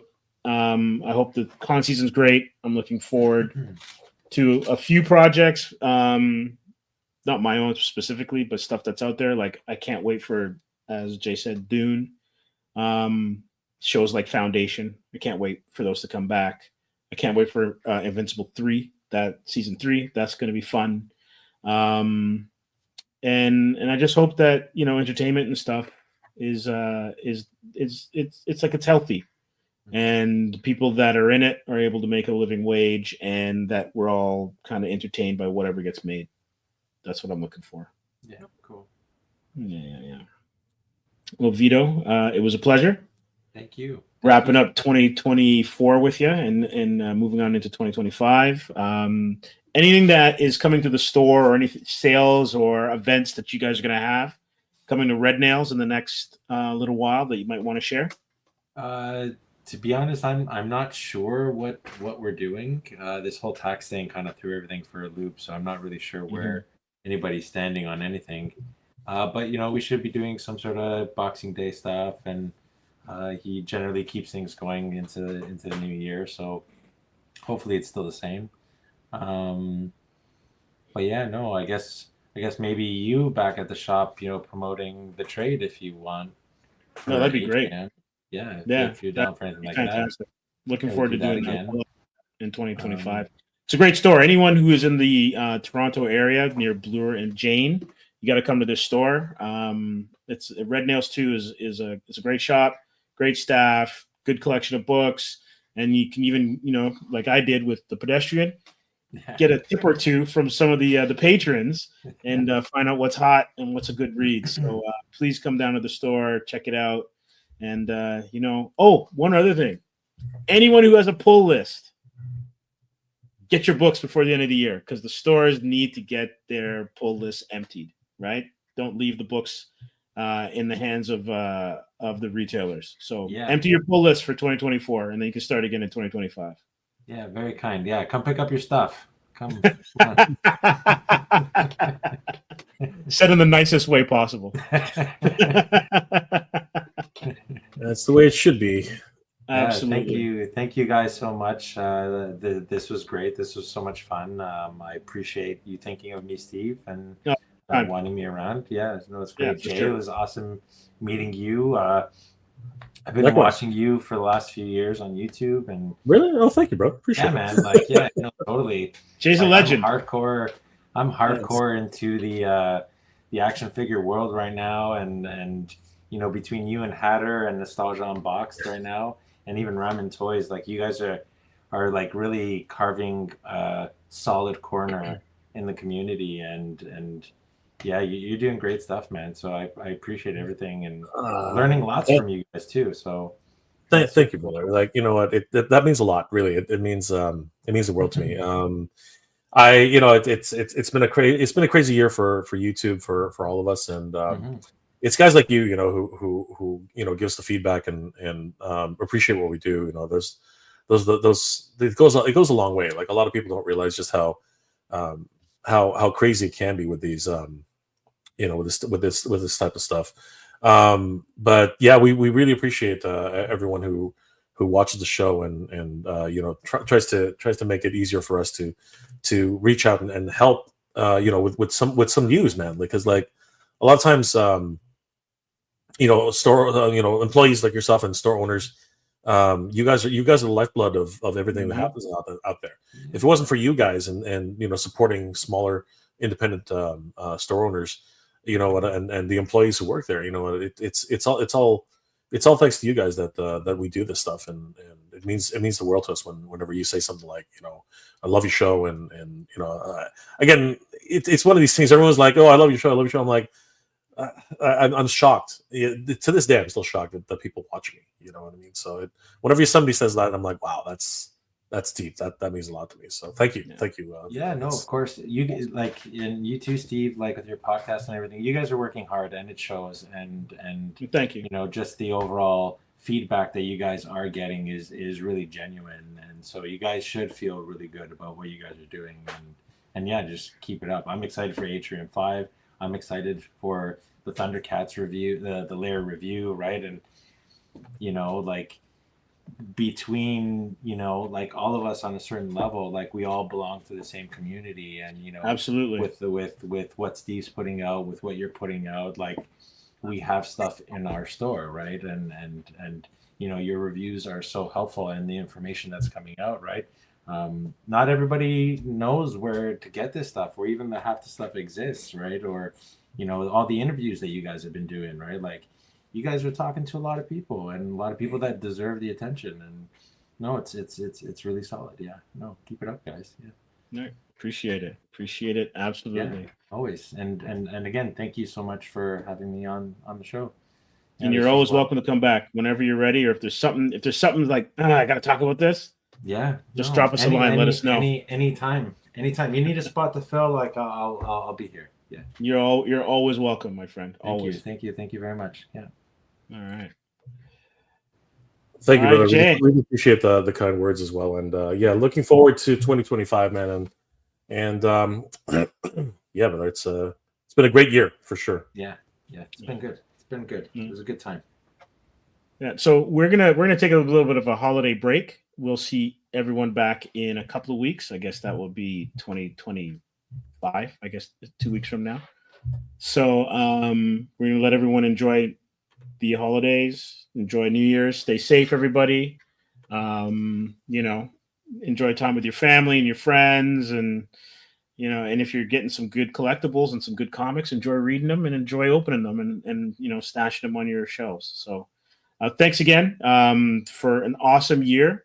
You know, we just started the live stream and it's been great. I think this is like our 20th or 21st episode together, Jay. So this is great, and looking forward to, you know, a ton more next year. And I want to say thank you to everyone who has, you know, commented, tuned in, watched it after it's been uploaded. Your support is invaluable, and you're the reason why we do this. So thank you very I got much. a- from the bottom of my I got a quick little treat for Vito. Sure. Something Rock we've been and roll. working on, but you know what? Since he's here, Yeah. might as well show this off. This is going to be a wonderful little treat for everybody. This isn't 100% done, but I think you guys might get a kick out of this. And this is just to celebrate 2025 coming up, and of course, Merry Christmas to everybody who celebrates it. Let's have a quick peek at something that we're going to be debuting really very soon on That Figures. Have a look, guys. You want to throw that up? I don't ever slow up, no I don't take shit. I got no love for the fakeness. If you wanna play tough and wanna hate this, I'll always show up. I don't ever slow up, no I don't take shit. I got no love for the fakeness. If you wanna play tough and wanna hate this, I'll always show up and make a statement. I don't ever slow up, no I don't take shit. I got no love for the fakeness. If you wanna play tough and wanna hate this, I'll always show up and make a statement. Everything I do so instinctive and so passionate. Every word I move so descriptive like an adjective. I got a vendetta against people who patented being negative when you should be getting after it. I got facts over tracks, this and that. Spitting slow, spitting fast. I could roast, I could gas. Think I'm okay at last, but I don't know if that can erase all the past. And the pettiness, a reflection of the emptiness. Hilarious, you think you're worth my time, you're delirious. Mysterious, because you hide behind a fake exterior. Inferior, you know I'll always be a bit superior. Get off of me, this ain't no humble brag. I want you to hear words, you can say them back. I want you to feel free from the chains at last, and to believe in what you got, it was built to last, yeah. Now that I've been put through hell, I never got anyone's help. I had to do it all myself. I don't ever slow up, no I don't take shit. I got no love for the fakeness. If you wanna play tough and wanna hate this, I'll always show up and make a statement. I don't ever slow up, no I don't take shit. I got no love for the fakeness. If you wanna play tough and wanna hate this, I'll always show up and make a statement. Gonna learn the consequence of being incompetent. Mental health is confidence, dreams and some modestness. I'm not here to save the day, that's for you to take away. I could play a million mind games, but instead I say something not illogical, something that is topical. Rub it on and watch it go, make yourself unstoppable. Dreams are irresponsible, but they're always possible. If you just believe, you could be so remote. A little bit of a treat there, guys. So, Did you see the Easter egg? for those of you guys who don't recognize, that was Red Nails 1, way back in the day. So it flashed by so quickly. It was hard to see, but yeah, that was a diorama created by our good friend Noah of Mega City Minis. Of course, he's local Torontonian, and we've done a lot of work. I don't know if you guys saw the Jane subway station he did a little while ago. We did that on Figure Me. So yeah, we're doing a lot more diorama stuff and different locations here in Toronto. So yeah, That's super cool, man.